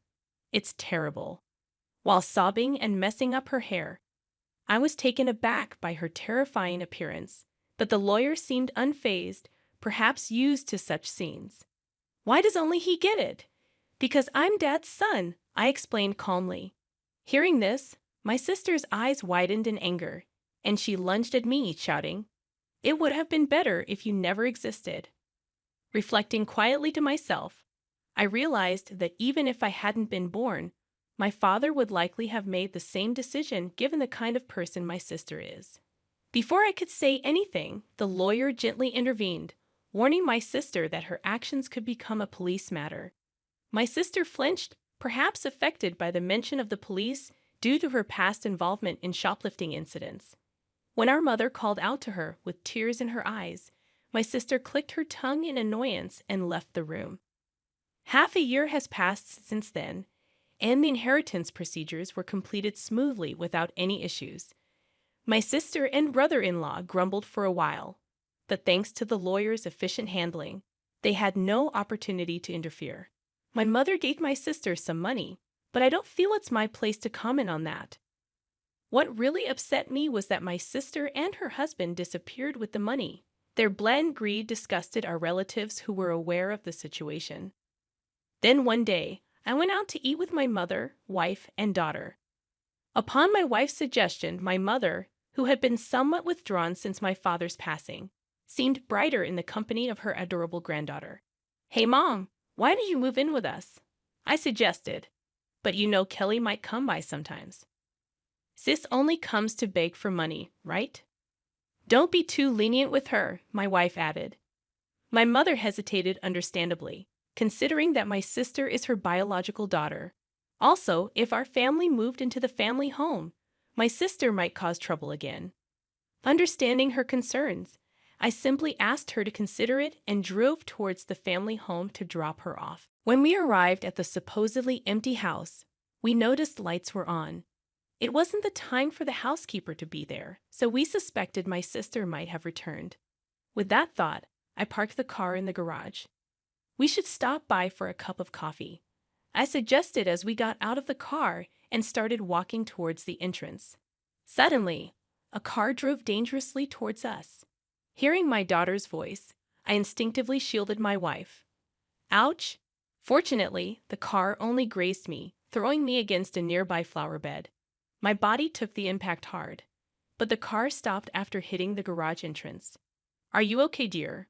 My wife and daughter rushed over to help me up, while my mother stood trembling at the entrance, understandably shocked. Chaos ensued, and I was taken to the hospital by ambulance, where I had to stay for a day. Later, I learned that the driver was Chris Adams, my brother-in-law. He apparently told the police that he mistook the accelerator for the brake, but I doubted his story. When my mother and sister came to visit me in the hospital, my sister coldly looked at me and said disappointedly, "You're surprisingly tough, aren't you?" I thought to myself, just as I suspected. If I had been seriously injured in the accident, my mother would have inherited everything. "My bad luck for you," my sister smirked. "Mom said she would renounce her inheritance from me, so doing such a thing is just a waste of time." My sister seemed surprised to hear this and couldn't comprehend why someone would refuse an inheritance. "I have a wife and kids, so she asked me to pass it on to them. That's what parents do," I explained. "But I even made a will early on, following Dad's example." My sister's mouth fell open upon hearing this. "So then, unfortunately, my share won't go to Mom anymore," I added firmly. My sister trembled and shook as she looked at me. "Give me at least a little. There's $5 million, right?" When I flatly refused, my sister's face twisted into a demonic expression, and she grabbed my collar. "Give me half. I'm your sister," she screamed in an unusual voice, possibly driven mad by her desire for the inheritance. "Don't you understand that your greediness disappointed Dad?" I calmly responded. My sister's face turned red with rage, and she grabbed at my throat. "Kelly, what are you doing?" My mother returned and raised her voice. Nurses called by the nurse call system then escorted my sister out. My mother seemed to want to defend my sister. It was painful to watch my mother express her sadness, questioning where she went wrong in raising my sister. as my sister hurled insults at her. Soon after, my mother was found to have an illness. As she grew weaker, my wife and I started helping out with transportation and household chores at the family home. Apparently, this offended my sister. She probably ran into my wife when she came to ask for money or heard about it from my mother. One day, my sister called my phone and abruptly said, "From now on, we'll take care of Mom. You guys don't need to come." I was caught off guard and tried to reason with her, but my sister didn't listen and hung up, claiming it was already decided. I confirmed with my wife, and she had been told the same thing and was brushed away. Worried that my sister, who had never cared for a sick person or done household chores, could handle this responsibility, I hastily contacted my mother. Surprisingly, it turned out that my brother-in-law had some experience in caregiving, and my mother was still independent enough, so it seemed there wouldn't be a problem for now. I felt somewhat relieved. However, within a month, my mother was rushed to the hospital in an ambulance due to a mistake with her medication dosage. When our family hurried to the hospital, my mother looked alarmingly frail. The doctor was puzzled because she had never made such a mistake before. Leaving my wife to accompany her, I went to the family home, which was in disarray. The fridge was empty despite my mom's love for cooking, and apparently, the helper service had been unilaterally canceled. I felt ashamed for even slightly trusting my sister and was infuriated. A significant amount of money had been withdrawn from my mother's bank account, though the bank card and PIN were safe. Fortunately, the account containing the inheritance was safe in a safe deposit box, but almost all the money set aside for living expenses was gone. I gathered the necessary items for my mother's hospital stay along with her bank card and returned to explain the situation to her. My mother seemed unaware of the bank card situation, but when I asked about the medication mistake, she looked gloomy and said it was prepared by my brother-in-law. "Mom, it's better not to let my sister into that house anymore," I suggested. "John, I said I would take care of you, but the house is in terrible condition, and you've lost so much weight. Haven't you been fed properly?" My mother asked, looking downhearted. "Mom, you should live with us after all. I'll build a house where we can live together," I said, and as I spoke, my mother burst into tears. However, her health worsened. After my mother's passing, I returned to the family home to prepare for the funeral and discovered that all the valuables were missing. It seemed my sister and brother-in-law had taken them in their desperation for money. Standing in the empty house, I was stunned and filled with intense anger, vowing to make them pay for their actions. The day after my mother's funeral, my sister and I were supposed to meet with the lawyer, presumably to discuss the inheritance. My sister boldly declared that the inheritance from Mom belonged to her daughter. I couldn't help but burst into laughter at her statement, as she seemed to be misunderstanding something. When the lawyer revealed the will, my sister's face lost all color. "No, why?" she exclaimed. "Kelly is not to inherit anything. That was Mom's last wish," the lawyer explained. My brother-in-law lashed out in disbelief, but the lawyer repeated the same statement. "That's ridiculous. Kelly is that old woman's child," my brother-in-law shouted, sweeping things off the table in anger. "You can't fool us. Hand over the inheritance now." "Chris, you tried to harm my mom, didn't you?" I accused my brother-in-law. Irritated, he denied any wrongdoing, dismissing the medication mistake. "Why did you make a mistake with her medication then?" I pressed. My brother-in-law scoffed. "Who cares about that, John? It's crazy that I don't get any inheritance." "What did you do? My sister is going insane again. I can't even pay for my apartment now," my sister cried out, revealing her reliance on the inheritance for her expenses. I was shocked by her callousness. Instead of rushing over after hearing of our mother's death, she was counting on the inheritance for her financial stability. "Tell me it's not true. I get nothing," my sister confronted the lawyer. The lawyer carefully explained the compulsory portion of the inheritance and concluded that after deducting the amount my sister had withdrawn and the items she sold, it almost amounted to zero.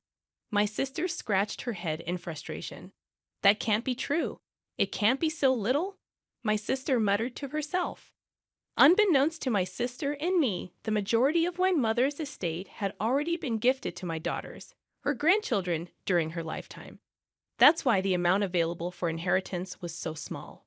My sister seemed dissatisfied. Mom was happy thinking you'd take care of her, but you just took her money and left. You ungrateful wretch. I couldn't help but shout in anger. Giving costs money, you know, my sister retorted defensively. Then show me the detailed expenses you used for Mom's living costs. I'll cover the necessary expenses, I challenged, holding out my hand. I don't have anything like that, my sister stammered, her face turning pale. That won't do. Without receipts, it can't be recognized, the lawyer pressed. Caught off guard by my immediate response, my brother-in-law was momentarily speechless. Despite his persistence, I refused to help my sister. If things had gone smoothly at that time, Kelly would have had the entire inheritance, my brother-in-law grumbled, inadvertently revealing his intentions. What do you mean by that time? I questioned, but before I could get an answer, my brother-in-law accidentally spilled the beans, complaining about his car troubles. That's quite a statement. It sounds like fraud, the lawyer smiled, holding a recorder. Realizing his mistake, my brother-in-law turned pale. I informed him that I would be pressing charges about the accident. Don't be ridiculous. There's no evidence, my brother-in-law protested. You just provided the evidence yourself, I pointed out. My sister began to cry and shake my brother-in-law in frustration, realizing the gravity of their situation. Eventually, my brother-in-law faced criminal charges, and it seemed his past misdemeanors also came to light. My sister, as an accomplice, faced a lesser sentence. Unable to pay for her apartment, my sister went to relatives to beg for money but was turned down by everyone. As for me, I continued to work hard without relying on inheritance, finding small pleasures in looking forward to stock dividends.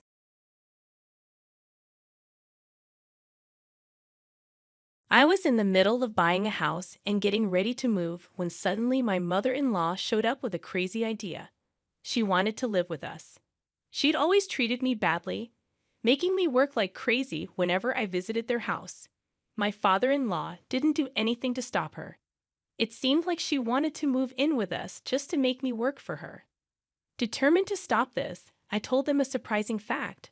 I'm single. They were shocked, but they kept saying mean things about me. Someone who was watching got really angry. Let me introduce myself. I'm Jessica, 33 years old, and I work in a big company. My husband works there too, and we've been married for 2 years. We met at a company party, and he pursued me until I said yes. We had a good relationship, but there was one problem: his parents. Before we got married, his parents seemed nice, but things changed after the wedding. They wanted to live with us, and I was not okay with that. But it turned out they were the opposite of nice. One day, my husband and I were relaxing at home when the doorbell rang unexpectedly. My husband went to answer it, and to my surprise, it was my in-laws. They barged in without a word, taking over the living room as if they owned the place. They had a habit of making snide remarks towards me, acting entitled and disrespectful. My husband rarely stood up for me because he felt obligated to honor his parents as their only child. Despite my complaints about their behavior, he seldom intervened. Meanwhile, my mother-in-law would constantly demand things like tea in a loud and indirect way. During their unexpected visit, I had to cater to them, preparing tea and lunch, ruining our day off. This wasn't the first time they had intruded on our plans. They even had the audacity to invite us to a tea party at their place, knowing I'd be expected to do all the work. But if I didn't go, I knew she'd gossip about me later. So reluctantly, I decided to attend her tea party.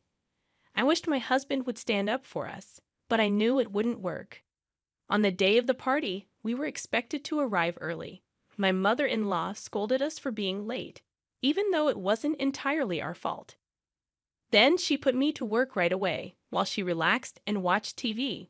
I ended up preparing all the snacks for the party, which took a long time because she demanded so much. She criticized me for being slow, even though she never made snacks herself. I finished them relatively quickly, but she never thanked me.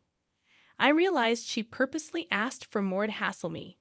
While my husband and father-in-law set up for the party, they didn't help with the cooking. Throughout the preparations, she made snide remarks, but I tried to ignore them. During the party, she took credit for the snacks whenever guests complimented them. It was a painful experience for me, but I'm glad you liked them.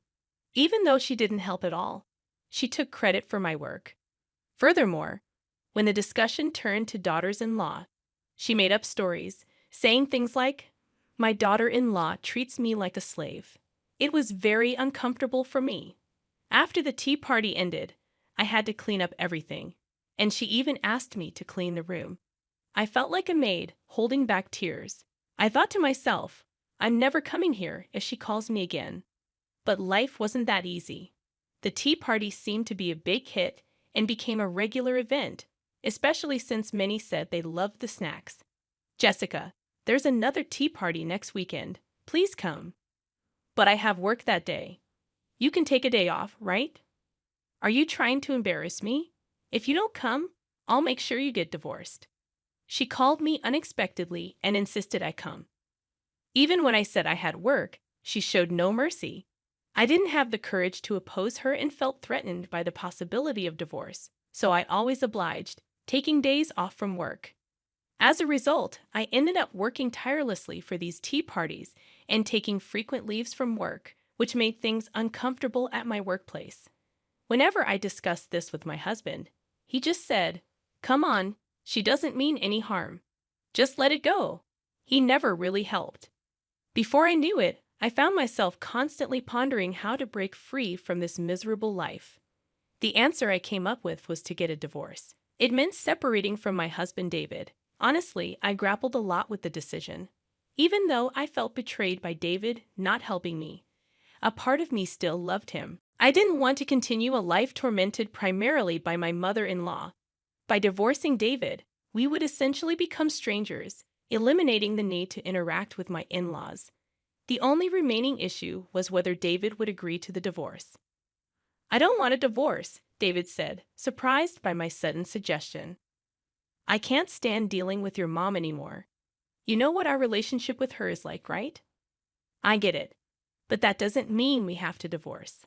I love you, Jessica, and I want to be with you forever." "I feel the same, but I can't bear it any longer. How about we get a divorce on paper, live separately, but still stay in touch and maintain our relationship? What do you think?" Hesitantly, David agreed. And so, due to the malicious actions of my mother-in-law, we ended up getting a divorce. Life post-divorce was truly peaceful. Having submitted our divorce papers gave me the push to change my cell phone model and number, which stopped the incessant calls from my mother-in-law. David continued to live in our previous apartment while I rented a new one, ensuring unexpected visits from my in-laws ceased. Life without interacting with my in-laws was great, but something was missing: the married life with David. Even after the divorce, our mutual affection meant neither of us was satisfied living apart. Then an idea struck me. It was a risky plan, but I decided to give it a shot. As a first step, I immersed myself in my work more than ever before.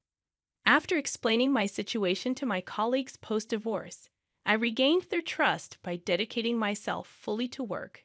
Eventually, I achieved savings of $500,000.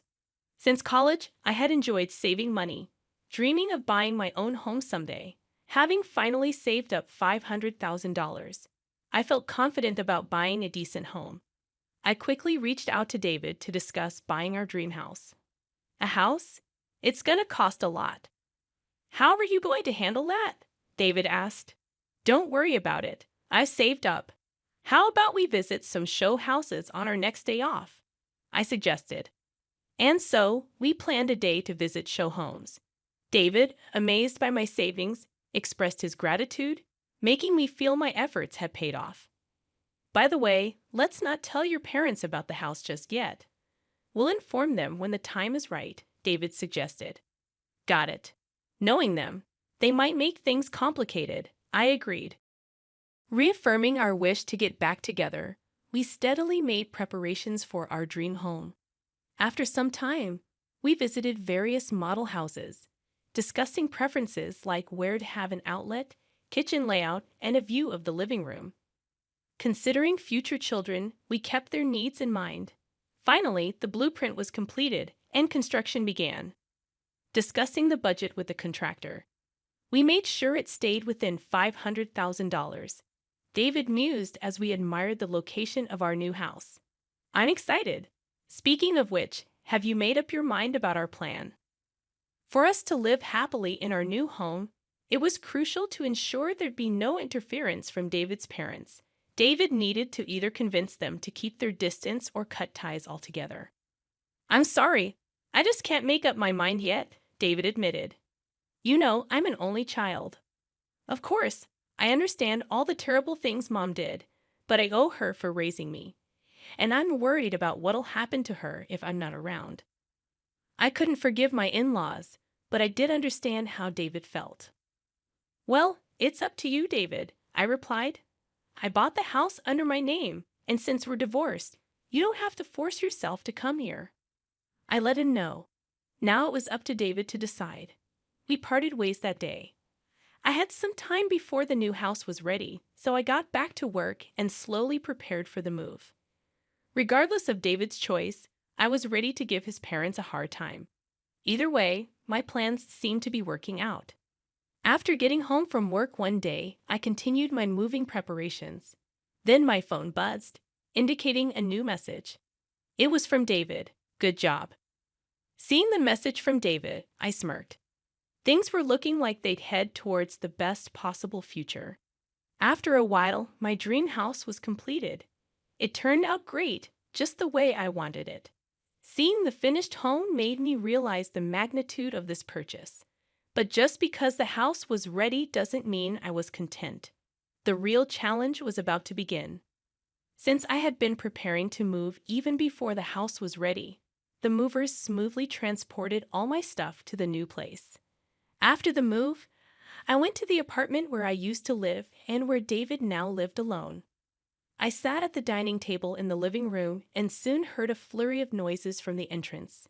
The moment had come. David brought his parents. It's been a while. Haven't you invited us over? His mother complained as they headed towards the living room. As soon as they saw me, his mother exclaimed, Jessica, we heard you were on a long business trip, but you're here. Why didn't you tell us sooner? Sorry about that. I just got back yesterday and was too busy to reach out. I lied. Well, all right. But you bought a house, right, and spent a lot of money? It's pretty spacious. Maybe we should live with you, his mother suggested. Indeed, living with you too would be more comforting, his father chimed in. You bought the house for us, right? I had to bite my tongue to not laugh out loud at his father's remark. David silently observed the situation. Please take a seat. We need to discuss this, I said as I served them tea. I thought, this is the last time I'll entertain them. Now about that new house, my mother-in-law began. Exactly, you bought it for us, right? I'm looking forward to living with you too. But I'm single, you know, I replied. I hadn't told the in-laws that we divorced. To dodge my mother-in-law's unreasonable demands, I had lied about going on a long business trip. Single. What do you mean? Aren't you married to David? What nonsense is this? Are you making fun of us? They exclaimed upon hearing the truth. They were furious. Exactly as I said. David and I are divorced, so I'm single. The house is under my name, so you can't live there. I decide who lives in my house. We never heard about any divorce, and the sudden business trip seemed fishy. Thanks to you, I've been made a fool of. Watch your actions, young lady, and take responsibility, they scolded. So, you betrayed not just us, but David too? Divorcing was the right decision, they continued. When I firmly stated that I couldn't live there, my in-laws bombarded me with sarcastic remarks and complaints. Hearing this, my husband David finally lost his temper. Enough. Stop badgering Jessica. Back off. He intervened, shocking his parents into silence. Apparently, they weren't expecting such an outburst from their own son. The reason we were heading for a divorce in the first place was because of you two, David added firmly. That's a cruel thing to say, David responded. I was only thinking of Jessica. After constantly belittling her and forcing her to attend those ridiculous tea parties where she was treated like a servant, making her miserable. How is that thinking of Jessica? She's not your convenient maid. She's my cherished wife. And because of you two, our life together is a mess. Stay out of our relationship. On the day we were packing for the move, I received a message from David. I'm really sorry for everything. I've decided to cut ties with my parents. I had thought that he didn't truly love me because he never helped out before. Hearing David's true feelings, I almost burst into tears. I was their only child, so I thought they'd be lost without me. I owed them for raising me, so I never said anything. But I've reached my limit. I'm cutting ties. Don't come near Jessica and me ever again. Is that how you talk to your parents? His mother protested. People who hurt my beloved wife don't have the right to call themselves parents, David replied firmly. Don't say that. I'll try to improve my relationship with Jessica, his mother pleaded. I didn't trust my mother-in-law's words at all. After hearing what David said, she still insisted on improving our relationship. Do you want to hear this? I asked, opening a voice memo on my phone and playing a recording. It was a collection of the snide remarks my mother-in-law had made to me, with a few from my father-in-law. Their faces went pale as they listened. If you try to approach us again, I'll take this to a lawyer. That's how it is, so please leave. And by the way, we've already canceled the lease on this apartment, so showing up unannounced won't do any good, David declared, ushering his parents out. And they left dejectedly. That marked the end of our long struggle with my overbearing in-laws. Afterwards, David prepared for our move to our new home. Rumor has it that word got out in their community, and they became the talk of the town. I wondered who could have leaked it, only to find out David had told some close friends about the situation to ensure his parents wouldn't overstep their bounds again. I hadn't thought of that, so I almost gave David a standing ovation. For my part, David and I reconciled, resubmitted our marriage license, and were happily back together. The strategy one had in mind worked perfectly. Now we're comfortably settling into our dream home.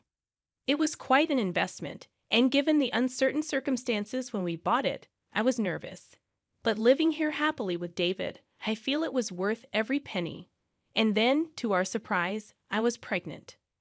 Our future as a family of 3 in this house isn't far away. Though challenges lie ahead, we want to be good parents to our child, learning from the mistakes of David's parents.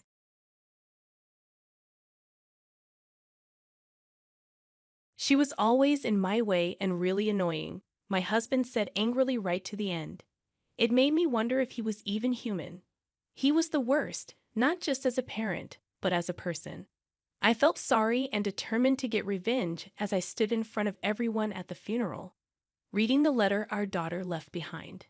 When I read it, my husband's face turned pale. Then my father-in-law angrily asked what I was doing.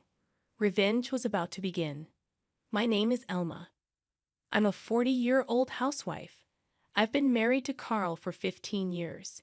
We met in high school, became classmates, and eventually started dating. We got closer during a school project and continued dating through college. After college, Carl got his own place, and I often visited him. We both started working, but we still made time for dates and trips. 3 years into our working lives, we decided to get married. Since we had dated since high school, meeting each other's families went smoothly. Our wedding was attended by many people, including our high school classmates. We started our married life happily. 3 years later, our daughter Rosa was born. Carl was thrilled when he held Rosa for the first time. He promised to protect our family, and I thanked him. He seemed so reliable and larger than life. After giving birth, I worked part-time at Carl's company to spend more time with Rosa. Raising her was joyful, and every milestone filled us with excitement. Carl regretted missing some moments, but enjoyed spending time with us on his days off. As Rosa grew, We enjoyed taking her to different places and watching her experience new things. We were excited about her future dreams and the journey she would take. Everything changed when Rosa was in the third grade. I was working part-time when suddenly I got a call from the hospital. Rosa had collapsed during class. I rushed there in a panic, and my husband left work early to join me. The doctor gave us the shocking news. Rosa had a rare disease, and she probably only had about a year to live. We were devastated. As time passed, Rosa grew weaker. 6 months later, she couldn't walk properly and had to stop going to school. We spent most of our time in hospitals or at home. Eventually, she couldn't even get out of bed. I quit my part-time job to take care of her full-time. It was crucial that we supported her with all we had. Around this time, my husband's attitude started to change. He would easily get in a bad mood at home. Even simple things like dinner would set him off. He complained about everything and was always irritable. The atmosphere at home became tense whenever he was around, but it was peaceful when it was just Rosa and me. He started coming home late, claiming it was because of overtime. I felt relieved when he was late because his presence was mentally exhausting, but I also felt lonely. He stopped caring about Rosa and refused to spend time with her, saying it was enough to take care of her during the day. My daughter was fighting hard to live, but my husband couldn't see her efforts. Instead of praising her, he complained about having to be involved as a parent. His overtime increased, and he started staying out overnight without telling me where he was or what he was doing. I couldn't understand why he was so distant and busy all the time. I had developed a dislike for my husband, so the days without him felt more comfortable. Even when he was home, we barely spoke, and he seemed to sense the tension and didn't try to talk to me more than necessary. But my daughter seemed sad about it. "Did you and Dad fall out?" she asked. "You hardly ever talk when you're together. Most of the time, I hear voices and you're fighting." "I'm sorry, I didn't mean to worry you," I reassured her. "But it's okay. We're not on bad terms. Dad's just really busy with work, so when he's home, he's resting." "Oh, I see," she said, seeming a little relieved but still sad that her dad wasn't talking to her much. "Did Dad start to dislike me after I got sick?" "That's not true at all," I assured her. "A parent can't hate their child. Like I said, he's just busy with work. Don't worry, he doesn't hate you." After putting our daughter to bed, I sighed. Why am I causing her to worry like this? She's in a life or death situation, and I'm troubling her with this. Summoning my courage, I spoke to my husband when he came home. "Hey, Rosa is feeling lonely. She's wondering if you started to dislike her after she got sick." My husband, who had been listening reluctantly, seemed surprised that our daughter would say such a thing. "Yes, she did. So please, even if it's just a little, talk to her. She's lived past the life expectancy she was given, so it wouldn't be strange if we lost her any time. Let's make sure neither of you has any regrets, okay?" "I got it," he said begrudgingly and in a low voice. The next day, I deliberately created time for just my husband and daughter to be together while I went out for a couple of hours. When I returned home, I asked him if he had talked to Rosa. He said they did, and then announced he was going out to eat with a friend. "Huh. Are you going somewhere?" I asked. "Yeah, I'm going out to eat with a friend. Why don't we all have dinner together as a family?" he replied. "I've been invited, so I can't say no. I've done my part by talking to Rosa. It's time for you to let me go," he said before leaving the house. I felt like nothing had been resolved. Maybe my husband was just going through the motions out of obligation. At that moment, I decided to stop expecting anything from him. It was enough if I cherished our daughter. And that's what I did. They were all smiles in front of Rosa. But once she fell asleep, their faces filled with pain and loneliness. "It really is unfair of God," they said. "Why couldn't it be an old-timer like me instead of a good kid like Rosa?" My parents stayed until the very last minute before my husband was due back. Rosa had been happy to talk to her grandparents after so long. As time went on, Rosa's condition worsened, and she had to be hospitalized. I visited her every day, but my husband never came. Instead, when you returned home early, he would send angry messages on WhatsApp, upset about dinner not being ready. At this point, I thought it would be better if I didn't have a husband who couldn't cherish his own daughter. But without his work, I couldn't spend all this time with her. His work allowed me these moments with her. Not only my parents but also my in-laws came to visit her often at the hospital. Rosa always seemed happy when someone came to see her. We even celebrated her 12th birthday in the hospital room. But about a month after her birthday, Rosa's condition worsened and she passed away. I was devastated and broke down crying. My parents tried to comfort me, but they ended up crying with me. Still, we had to see Rosa off properly. Together with my parents, I arranged and prepared for the funeral. We arrived early at the funeral parlor, but my husband was irritable about having to get up early. He hadn't been reachable when Rosa passed away, and he had the gall to say he was on a business trip. He tried to light a cigarette in frustration, and I sharply told him to go to the smoking area. As he walked away, he said something awful to our sleeping daughter. "You were such a pain, always in my way, right to the end." I was speechless and rendered motionless by his horrible words. When I came to, I went straight to the coffin. "I'm sorry. I will take revenge in your place," I told my daughter with determination. I could never forgive him. Then the funeral began. Unbelievably, my husband, who had just said such terrible things, pretended to cry in front of the relatives, saying Rosa's name as tears streamed down his face. I knew it was an act because I saw him apply eye drops before walking up to the coffin. The relatives, not knowing any better, misunderstood and started crying too. Unforgivable. I was determined to reveal his true nature, no matter what.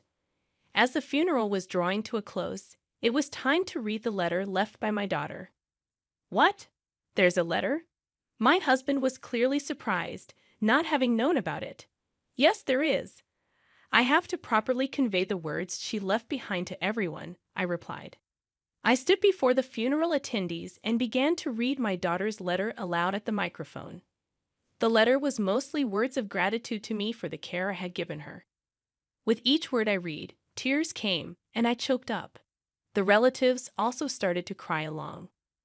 But as I got to the part about my husband, I took a deep breath. To Dad, I read, "Against Mom, who was always by my side, you seemed to avoid coming home as if you were avoiding us.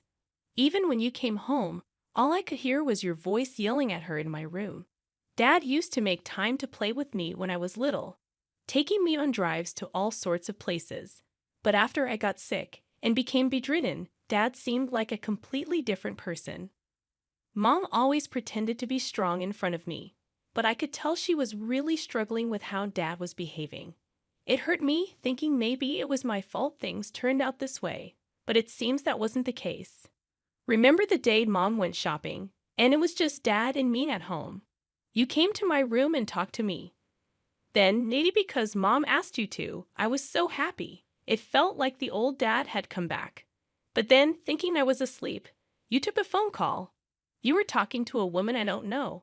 I heard everything. You were planning a week-long trip. Did you enjoy the Disney trip you went on behind our backs? And you told that woman on the phone that you loved her. Hearing that, I realized you don't care about Mom or me anymore. So please, after I'm gone, divorce Mom. Don't make her unhappy anymore. Let her be free from you." When I finished reading the letter, the room was buzzing. My husband stood there, pale as a ghost. "What the hell are you doing?" My father-in-law's angry voice boomed. The revenge had begun. My husband just stood there, speechless, stuttering, "Ah, ah."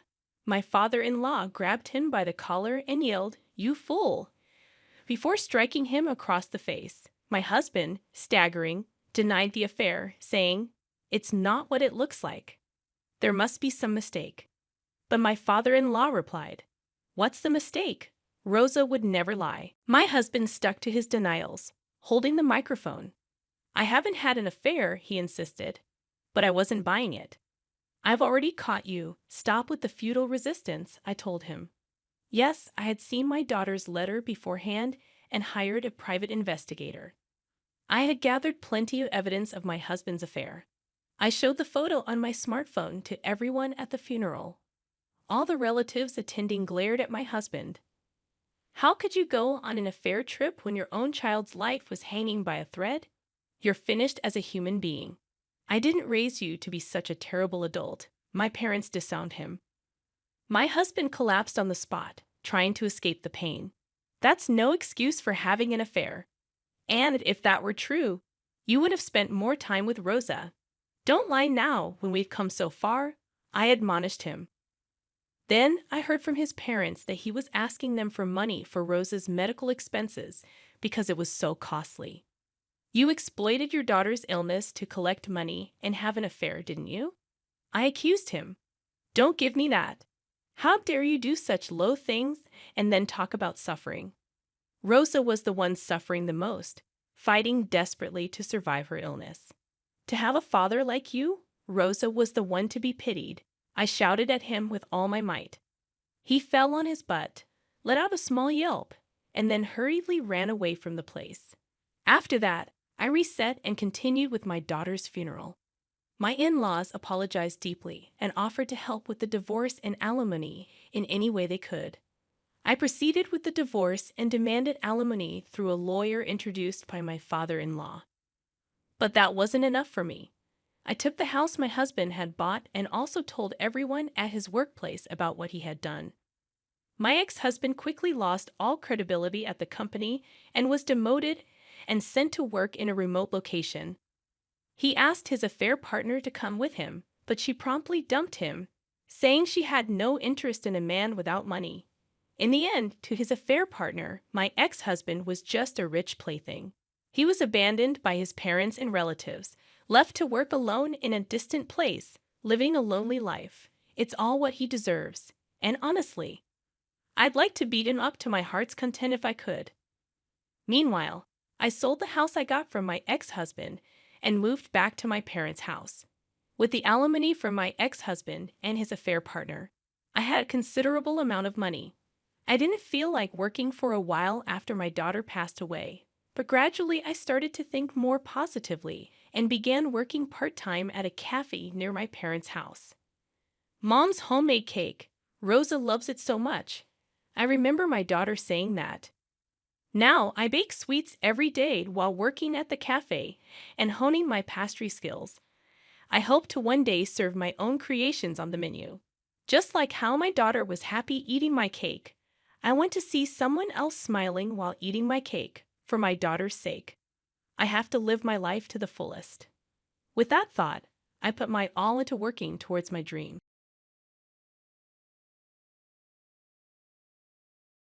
You don't fit in here at the bar with your boring attitude. Maybe you should go drink rainwater instead, since it suits you better. After losing my job, I felt really down. Then I ran into my annoying ex-boss at the bar.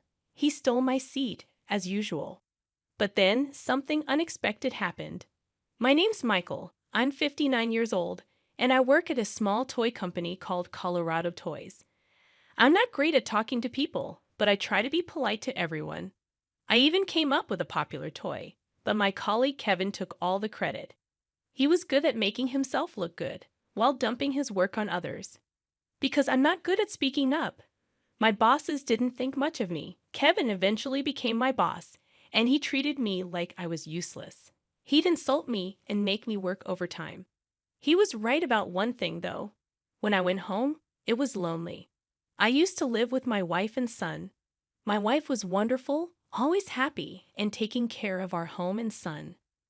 Our son, Jason, loved playing music and with the toys I made. Seeing him happy made me feel like my work mattered, even if things weren't going well at the office. As long as my family was happy, I was happy too. But those peaceful times didn't last long. When I was 30, my wife got really sick and passed away. I was devastated. I didn't know how to go on without her, but I had Jason. I knew I couldn't stay sad forever, so I focused on taking care of him and our home. At first, it was tough. I wasn't used to doing all the housework and looking after Jason by myself. My cooking was terrible, and Jason missed his mom a lot. He'd have tantrums and cry for her. and I felt the same way. I wished I could see her too, but I hugged Jason tight and promised to do my best for both of us. I wished I could say something more eloquent, but I struggled with words.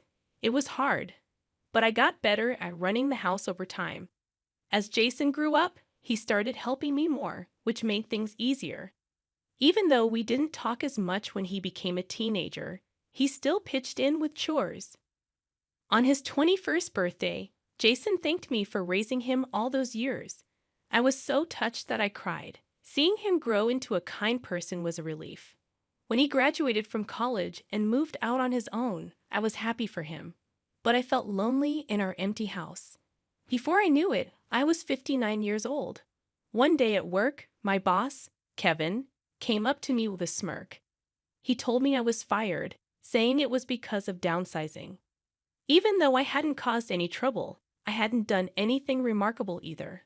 I felt it was unfair, but I couldn't argue. Kevin seemed to enjoy seeing me upset, telling me to enjoy what little time I had left in my working life. I knew I had to tell Jason about losing my job, but it was hard to find the words. But I couldn't keep it from him forever. When I called Jason to tell him, I was nervous. But his response surprised me. He told me I'd done enough, and now I could relax as much as I wanted. I was grateful for his understanding and comfort. However, life after retiring was harder than I thought. At first, it felt good not to deal with Kevin's bullying anymore.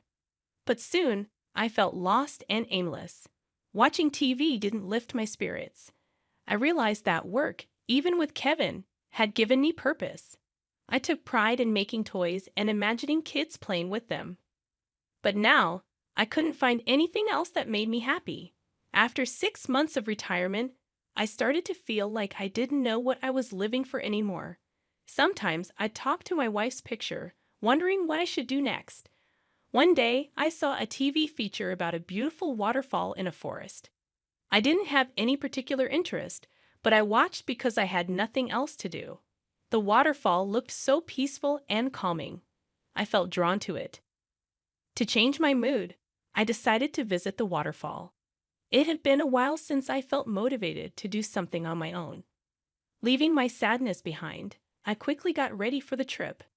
When the day arrived, I didn't hesitate. I reached the forest and felt the crisp, refreshing air. The trees were green and beautiful.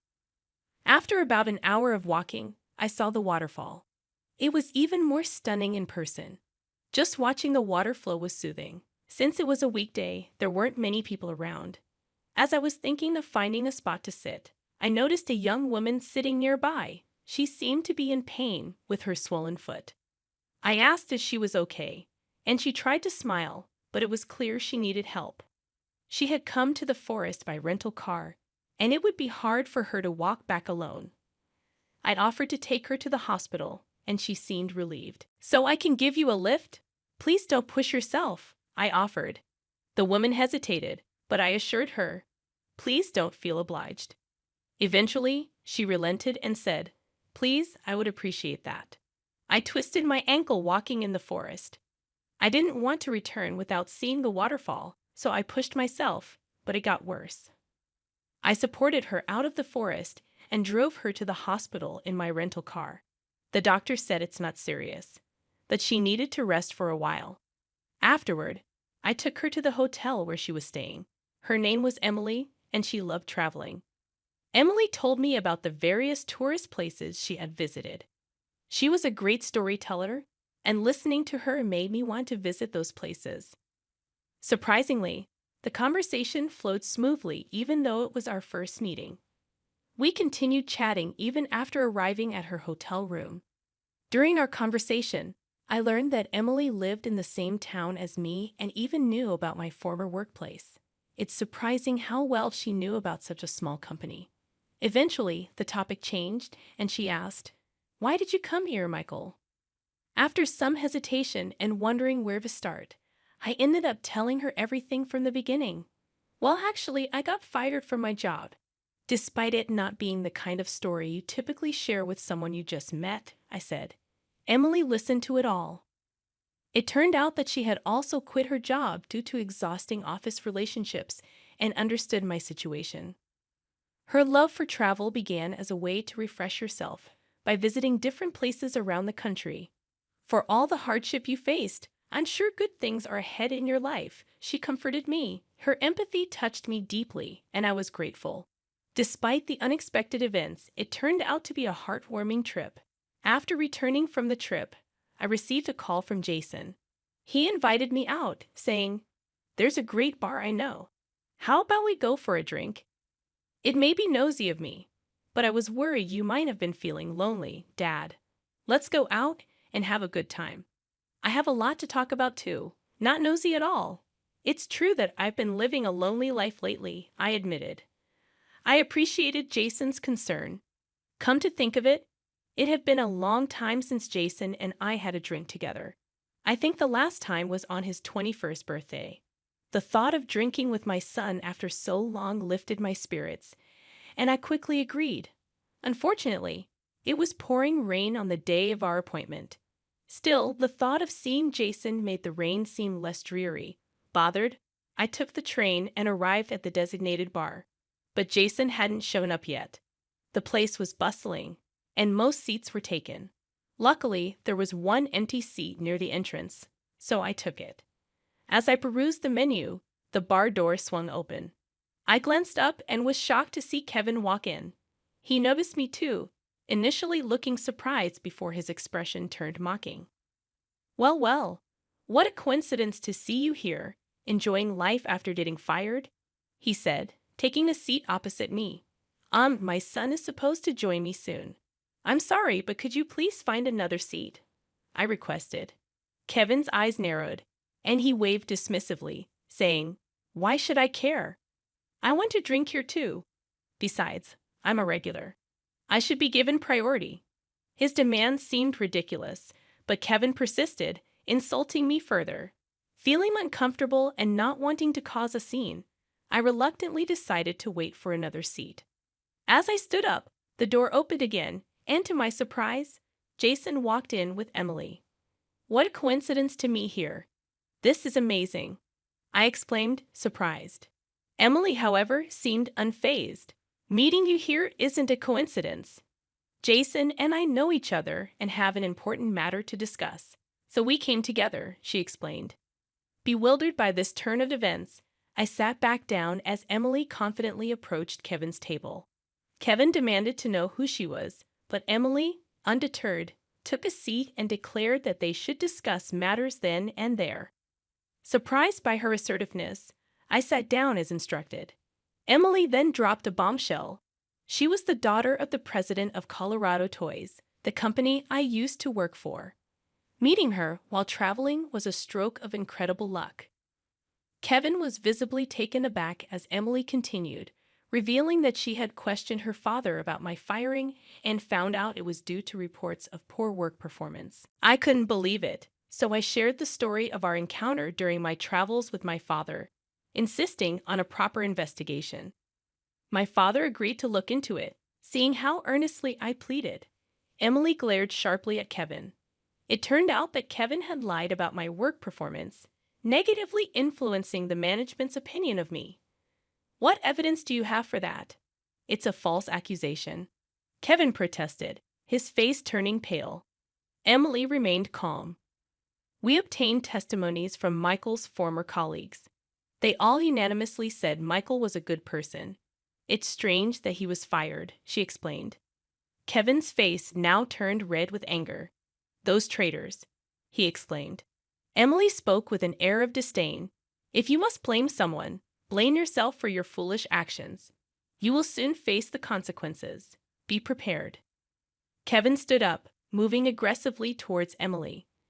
I was about to intervene when a stern-looking waiter approached. His name tag read Manager Brian.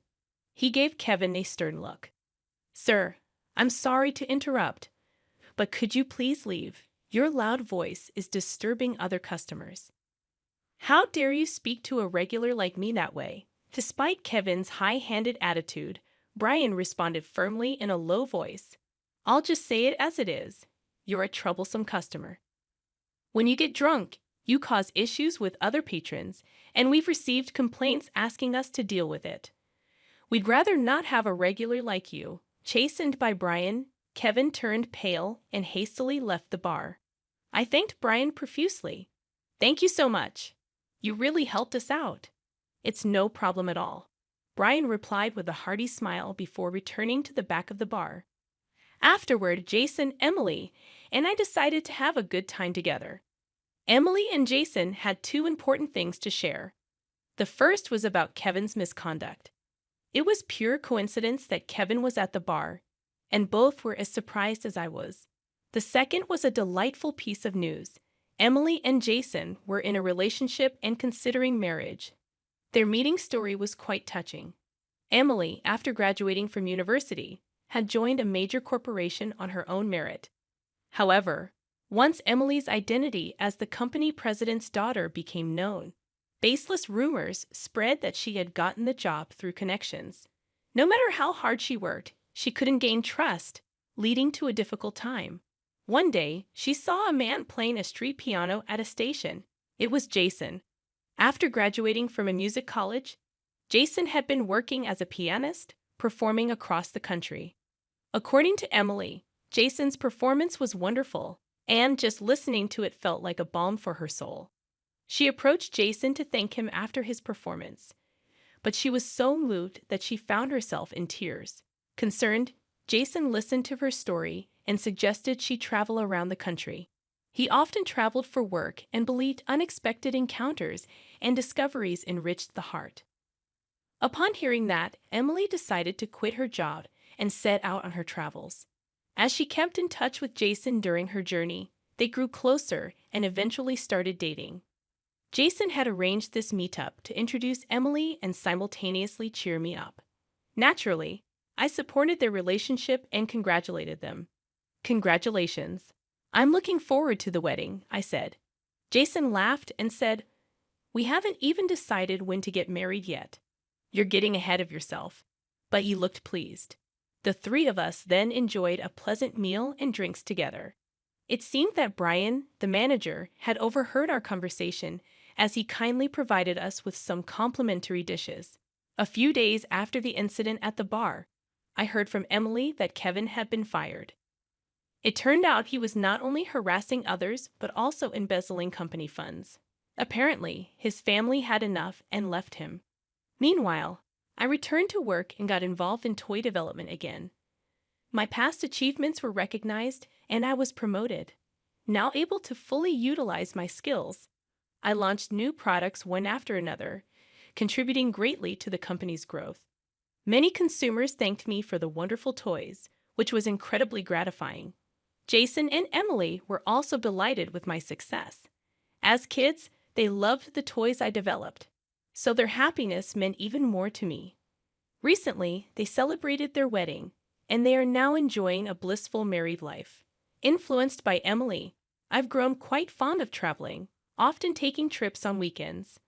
My personal life has finally become fulfilling, and living feels enjoyable now. There was a time when I was worried about what the future held, but now it seems life will be good. It felt like my wife in heaven was smiling down at me, reassured.